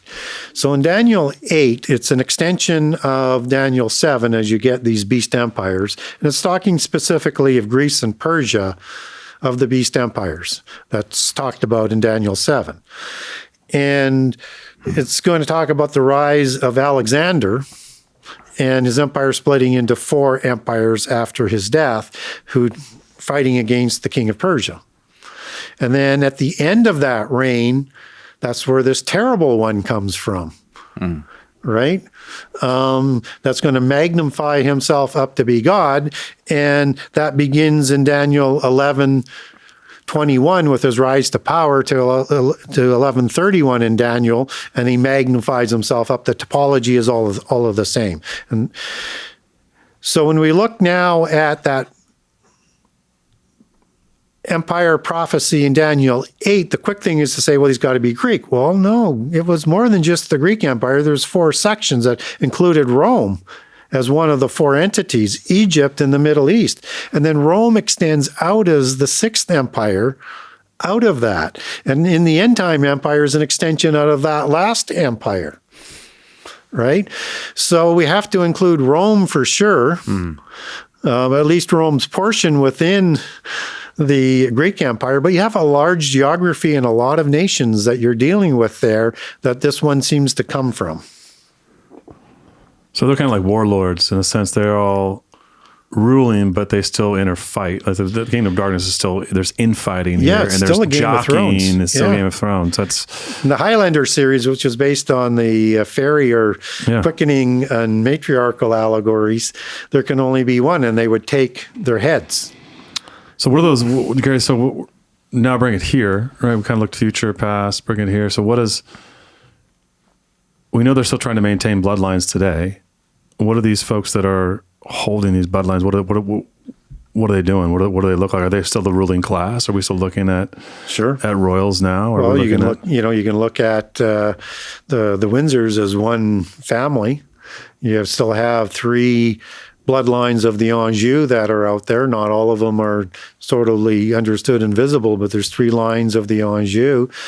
The King of Jerusalem title that they scioned in through intermarriage of Benjamite genealogies is currently held by King Philippe of Spain, Bourbon, who inherited that from the von Habsburgs, who intermarried with the Anjou out of the Lorraine region.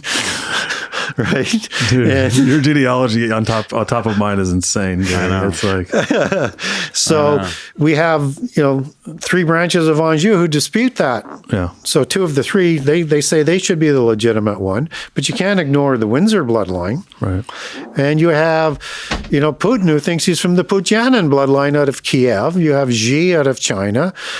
You have the Rollo bloodline, which goes back to Odin, that shows up in the St. Clairs and the Sinclairs and the Bruces and others. There's multiple ones all throughout Europe and around the world. So we should not be too focused on saying this is the blood of the Antichrist, because there's going to be many, and then Antichrist will need another Antichrist. Yeah. That he can counterfeit his resume with. He's going to need a counterfeit Armageddon. What do you mean by that? Well, Jesus comes back to set up his reign for 1,000 years. If he's going to counterfeit that, he needs an Armageddon battle to set up his promise of a reign for 1,000 years. Okay. So we do have a war that's associated with giants. Yeah. The War of Giants. Gary. Yeah. So you have, the Gog and Magog war. Right. Chief Prince of Meshech. Meshech is the etymological root for the city of Moscow, a branch of the Pujanin bloodline that was established by Vladimir Pujanin in about 1000 AD. And the Romanovs, as I said earlier, is a junior offshoot of the Pujanin. So when Putin was talking about reestablishing the Romanov Empire, when he was talking to Tucker Carlson, that's what he's talking about. That's why Kiev is so important to him. It's the holy city. And he believes his bloodline, according to the newspaper articles in the early 2000s that he put out about his genealogy, starts in about 1850-ish, where it comes out of nowhere with his grandfather or great-grandfather.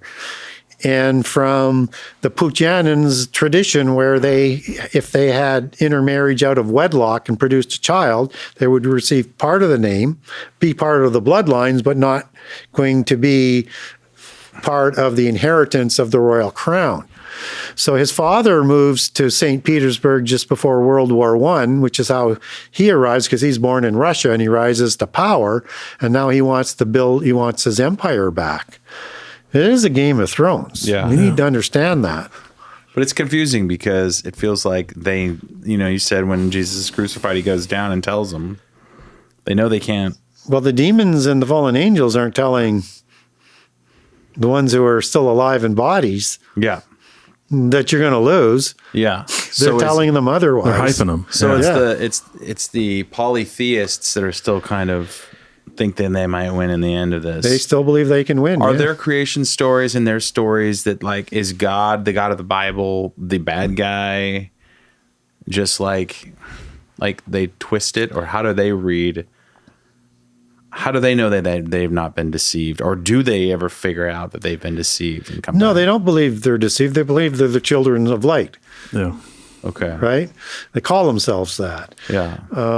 And when they look at, it's easiest to look at it in the way of the Gnostics because they do recognize the God of the Bible. Other pantheons downstream, you don't seem to have a mention of that. You just get the pantheon. But the Gnostics recognize in their belief system that Sophia, who interestingly enough is depicted as the woman in Revelation 12, as they describe her. So they like to usurp images out of the Bible. And that's not Sophia in the Bible, by the way, but it is a sign. And that Sophia is the god of wisdom, goddess of wisdom. In fact, Sophia in Greek is Sophia. It's the word wisdom. So when we learn philosophy, that's the love of Sophia. That's the theology of polytheism in education. So Sophia in the Gnostic lore is at the top of the apex. In the upper orders of the secret societies created by the bloodlines, the female goddess is the highest and is the war goddess as well and the provider of knowledge. Yeah. And that Sophia in Gnosticism is the one who somehow co-creates with this nebulous male life force that I would probably equate as we would call Satan before his fall. From that cohabitation, they produced 12 archons, of which they say God is one of those, and he went rogue. Interesting. Yeah, it's always the twisting since the beginning. Man, I mean, what I love about all these conversations is just how jam-packed words are that you don't think, like philosophy, or even earlier when you talked about hierarchy. Yeah. Like you don't understand, like archons is hidden in that word. Yeah. And architecture. Yeah. Yeah. Okay, yeah. And they go all the way Archives. back. Everything has to do with their belief systems. Archives is knowledge. Architecture is the application of that knowledge. Yeah. But even though From like, we're so archons. skeptical, I mean, modern day Christians are very skeptical about giants even, like they're like, oh yeah, giant. But then just hidden in the language is this hidden history of these beings and where it all comes from. It does. If we want to wake up and understand how they hide things in plain sight. Yeah. But it's too easy not to to remain asleep. Or if you do wake up, go take the blue pill so that you can go back to being asleep, right? Yeah. Whichever way it works in the matrix. So I mean, But yeah, okay. But here's the thing is that we have been prepared to accept another answer other than the truth. So that they can take when it says clearly giants, Nephilim, as you take that back to the Hebrew, which is the same story told in all polytheist cultures around the world, that giants aren't giants there. Yeah. And so we see them show Hercules and Perseus and Theseus and Gilgamesh and all these other giants as normal-sized humans, just warrior-like. Yeah. Right? So they prepare us, they dumb us down. So then they say, well, it doesn't really mean giant there.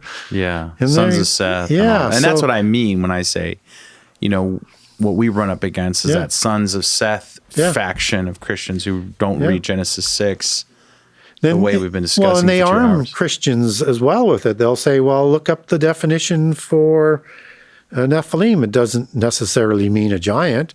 They'll say it means a bully. They'll say it means a tyrant. That's half the definition and half the truth, but that's how they do it. So they play into your biases. You don't really want to recognize this, so we'll give you that. And they say, yeah, and we want to run with that. Here's the thing is there's 4 descriptions to Nephilim. Giant, tribe of giants, bully, tyrant. They're all interconnected. They all define the full meaning of giant. And Rephaim giants are made in the like way, as in again, in like manner, the same way, same titles, same thing, maybe less power, less size. So let's understand the word bull. That's the label for a god, and a bull goddess is a bull, as in fertility goddesses like Nin, who is the mother of Gilgamesh. Baal is a bull god. Molech is a bull god. These are the bulls as they're described in the Ugaritic text for the Baalim Council. Bull is a term for a god. They called their offspring bulls as well. So Gilgamesh is depicted as a bull, described as a bull in the Epic of Gilgamesh. The Rephaim are described as bulls in the Ugaritic texts. These are the bulls of Bashan, demons as a lower grade of counterfeit intermortal spirit, and of the fallen angels who are mocking Jesus on the cross. The bulls of Bashan. So bully is a term that comes from these giant kings. How do we know they're kings? Tyrant tells us they're kings. What's the etymology of tyrant? You can get it back to Sarim, as people do, and Sar as prince in Hebrew in the Bible and associated with the Philistines. But the more direct way of going there is tyrants come from the Gyges kings after the flood in the etymology, and from Tyrannos in the Hittite and Anatolian language, and back to Indo-European root of Teri for ter. And so you have this term that's tyrant that's associated with Gyges king, or Gyges kings in the singular. Gyges, Greek for giant. Gyges kings are the Herculides bloodline of Hercules, son of the Cretigens of Zeus and Alcmene, to produce Hercules, who produces his bloodline of kings. Tyrants were awful, terrible ones that are in the pit prison that were given in Ezekiel 32, who described these giants both before and after the flood. So all terms are giants, but they only tell you the manipulated part because they know we don't know how to ask the right questions. Dang. Carrie, I mean, I guess I want to ask you this. You 45 years of research, right? Taking the red pills we just talked about. Like, how does it synthesizing all of this, digging into the mythology and its coded history, how does that affect, just personally, how does that affect your faith? Like, what has this done to your faith journey? Because, I mean, these are voluminous books of years of research, and you're just talking off the top of your head, talking about bloodlines, etymology. How has that affected your faith and maybe your view of salvation, the gospel, et cetera? How's that strengthened it? Yeah. And people say, well, aren't you terrified of what you know? No, I want to know. Yeah. I don't have to like what I know, but I have to know, I want to know why and how the world works. And if we're here for a reason, why aren't we told? Well, we are told. Yeah. We're the resolution to the angelic rebellion. Yeah. But we're not taught that in churches. They don't teach prehistory. They don't teach prophecy. Why? They want to dumb us down. Religion has been run by the elite, the Elim, the nobility, the Aryans, the descendants of the giants since the flood and before the flood, once they got control with the creation in Genesis 6. They controlled not just the kingships and the bloodlines, but the whole nobility is their outward family. So they were the generals and the officers in all of the armies. They were the ones who were educated in their mystery schools, not the lower two classes, the upper two classes. They were the ones who sponsored all the bloodlines into the churches for priests and to run the religions. Just as they did beginning with Constantine, that all of the popes and bishops were educated, only the elite, all out of the bloodlines from about 325 AD on. Take away a few years here or there on it. They have controlled religion all the way through. They have controlled education all the way through. They have written all the entertainment, they've written all of the history. They have controlled everything all the way through and kept us ignorant, uneducated, and therefore a small entrepreneurial class in the third class, like bakers, blacksmiths, tailors, things like that. And the bottom would be, labor and ritual class or slave class. Yeah. And the one that I didn't talk about is the oligarch class. So if you wanted to look at like the Hudson Bay Company as an oligarch company, They ran through the nobility, the East Indian Trade Company. They ran all of those large corporations and controlled the money all the way through. So the organization that you want to understand to watch is the Committee of 300 Families that sits above the Rosicrucians, which you have the Council of 33 Invisible One families above that and the 13 families for the Western bloodlines. The Committee of 300 controls the international banking, the World Bank, World Trade, the World Economic Forum, anything to do with money they control. That's how they stay in control, as being the 1%. And they have more money than we can imagine. If you think Bill Gates, Elon Musk, Bezos, you name whoever you want, are the richest people, they are paupers. If they were to do the world reset, they would bankrupt these lower level pseudo blue bloods, but in reward, they would fund them again. They have that kind of money to put them back into place. I was doing some research, and this is just for the West. And I don't even know whether this properly captures it or not, but in the early 2000s, I wanted to know what the off-the-books number might look like. And the numbers that I was saying was somewhere between 300 and 600 trillion that was in Switzerland off the books. At that time. You can only imagine what that looks like today, and all these other locations where they keep their money off the books. Yeah. It's interesting because Switzerland is where the They make pocket knives. throne of Satan is supposed to be. That's where they make pocket knives and chocolate, too. Did Ali say that? I think Ali did that. It's like in Berlin, I think. Here's one of my last questions. Why do you think there's so much angelic rebellion? And does that have to do with sort of how we were created? It has everything to do with why we were created, but also understand before God created anything as Alpha and the Omega.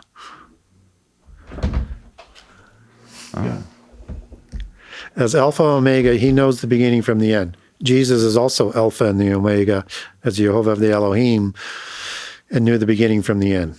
So they knew everything that was going to happen. But allowed it to play out through free choice.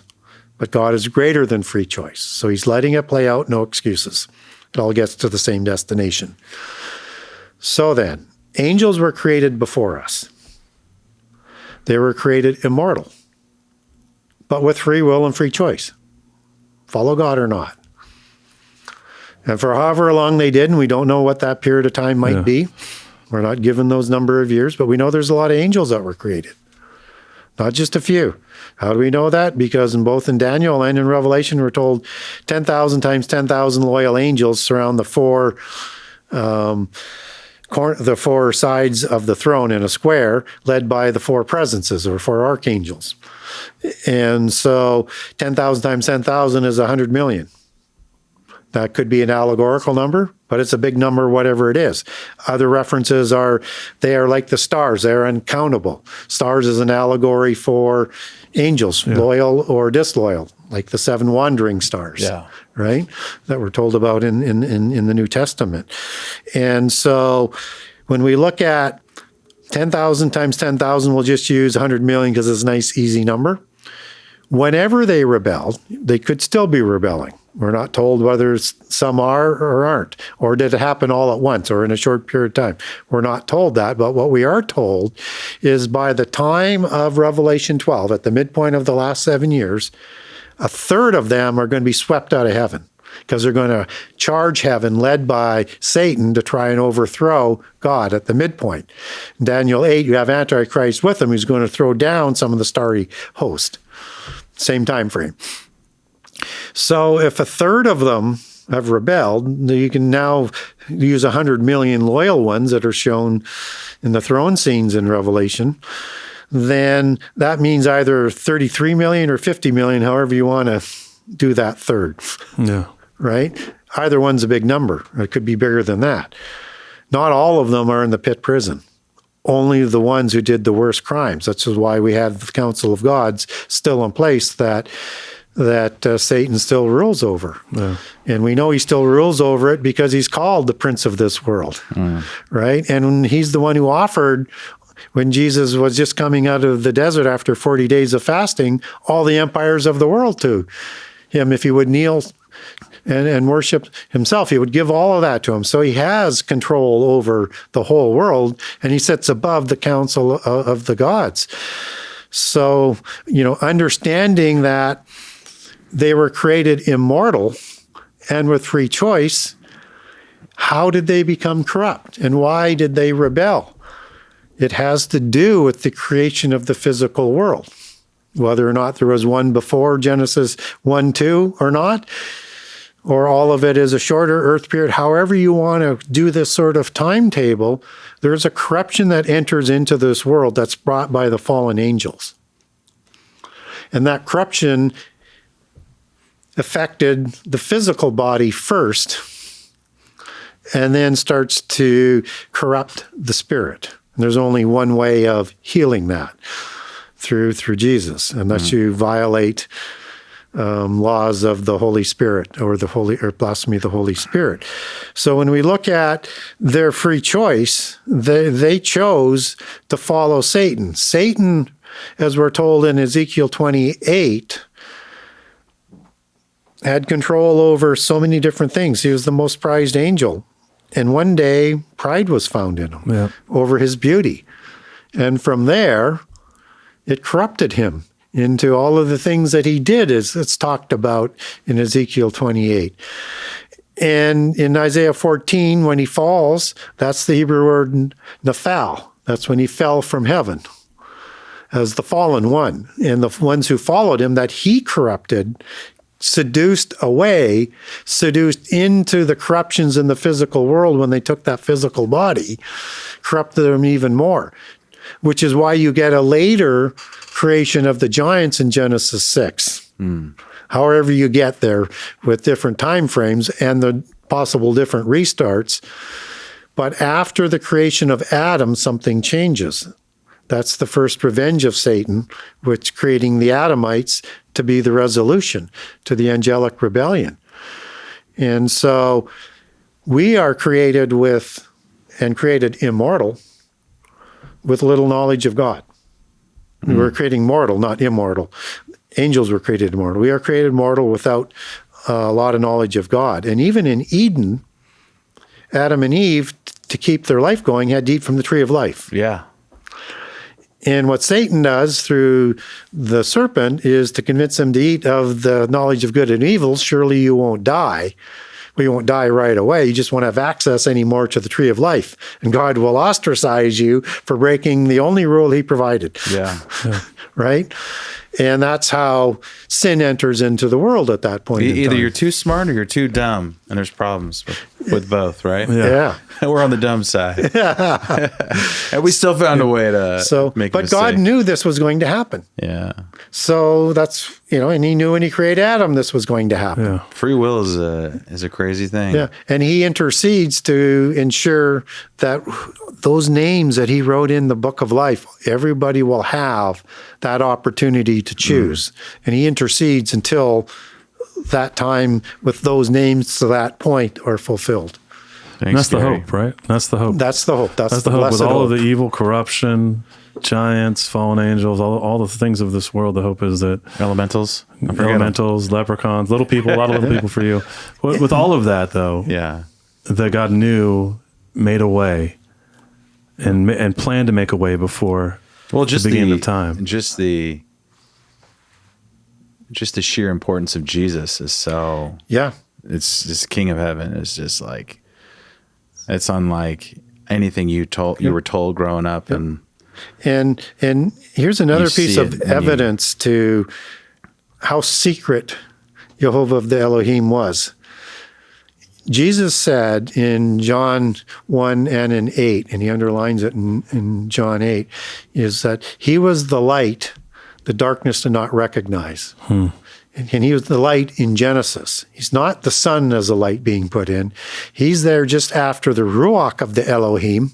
The Spirit of God is hovering over the chaos in Genesis 1:2. He's the light in the darkness in Genesis 1:3. That's who he's saying he is. And the other place where we see him shown is when God speaks Elohim in the singular form, because Ruach's already there, light's already there, they're there. So when God speaks, that's the word, Amar. Elohim, Amar. We're officially introduced to the Jehovah of the Elohim in 2:4 when he's going to create Adam for a special commission. And he's going to breathe life into him for that purpose. So it is important to understand how secretive this was. He was there, and in the darkness, and the angels didn't know he was there or who he was. And they didn't know about the crucifixion. I didn't. Otherwise, they would never have done it. Otherwise, they would never have done it. It seems like they knew something. Well, they knew a lot. They just didn't know it all. Yeah. And God always had, playing this thing out, all the moves. Yeah. And he allows in this whole process the people indict themselves and fallen angels and spirits offspring to indict themselves. Well, it seems like in their pride, they thought they knew it all. Yeah. And they did not. Yeah. I love how these stories always repeat themselves too. You're talking about Daniel and the end times. Yeah, it's well, just like we have to know what's foreshadows, coming. right?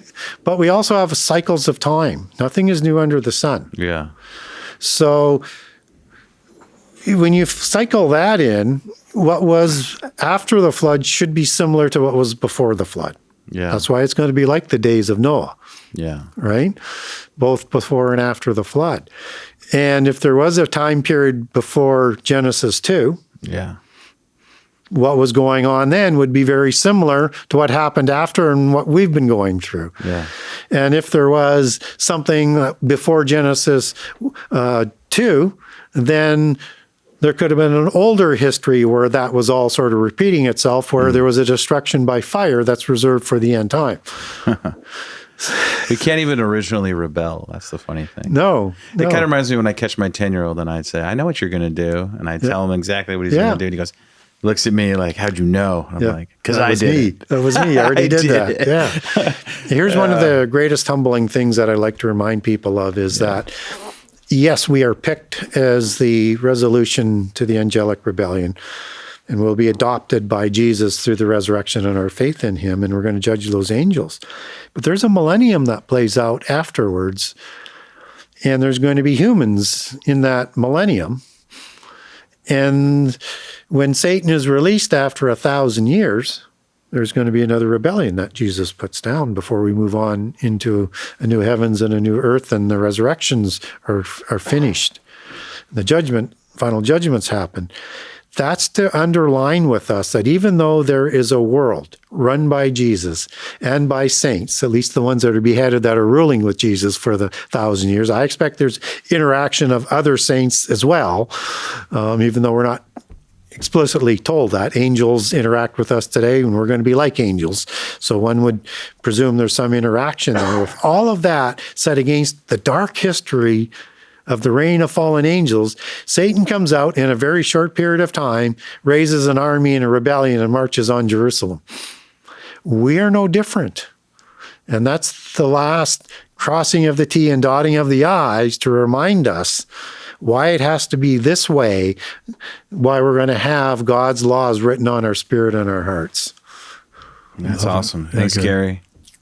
Tell our listeners again where they can find your books and your work and the new book and the old books and all the above. Yeah, so the new book releases April 1st. I'm not sure when the show is going to be coming out, but it's going to be out probably by the time the show comes out. And this book is a novel about how the end time might come about. And it's based on not only my eschatology, but my research on prehistory and how prehistory is connected to end time prophecy and how understanding giants is essential in that as well. And so and it's designed to take my research sort of a bit more mainstream, but in an interesting novel sort of way. And there's obviously going to be fiction that goes in a novel, but the eschatology is right out of how I set down eschatology, and I put my 10 guidelines in the introduction on this one, about how I keep myself on the straight and narrow on how I put the prophecy together. What I don't show is people is how to necessarily put it all together in the right order. We could go through that if you wanted quickly, but you get the beginnings of it there. But if you're not accepting the premise, then it's relevant to what order you should work with. But you'll arrive back at my order if you follow any of what I'm doing, because it's following what Jesus said. Yeah. So, and you want to make sure you don't change anything in Revelation. So you have to do things before Revelation to get that sort of in place. Let's go. And if you want to be like Nate's 98-year-old grandmother, you can read all of the Genesis 6 conspiracy, the first book. Yeah. If she did it, you can do it. It's 102 now. That's right. Yeah. And you can get that at your website as well? You can get that at the website, and both books 1, 2, and 3, and you can bundle them together. So by page 1 is for book 1. By page 2 to get signed copies is for book 2. By page 3 is the Primo Conspiracy. By page 3 bundles books 1 and 2 with discounts for buying 2 books or more. And by page 5 by page 4 is bundling for books 1 and 2, if I said by page 3 there. By page 5 is bundling for all 3 with discounts. Let's go. And if you have a summer reading program, you can read them all this summer, and you can win a pizza and a button, just like the 80s, baby. From the website, you can also link over to Amazon.com to buy the books, BarnesandNoble.com, Amazon.ca, over to the Kindle versions. Kindle version is out for the Primo right now for people to buy it. And also the Audible versions are linked over for Amazon Audible from my website. And the Primo Conspiracy, next 2 to 3 months, Audible will be out. Love it. Man. Giant books from a giant expert. Let's go. That's how we do it. Thanks Gary. so much, Gary. Yeah. You're quite welcome.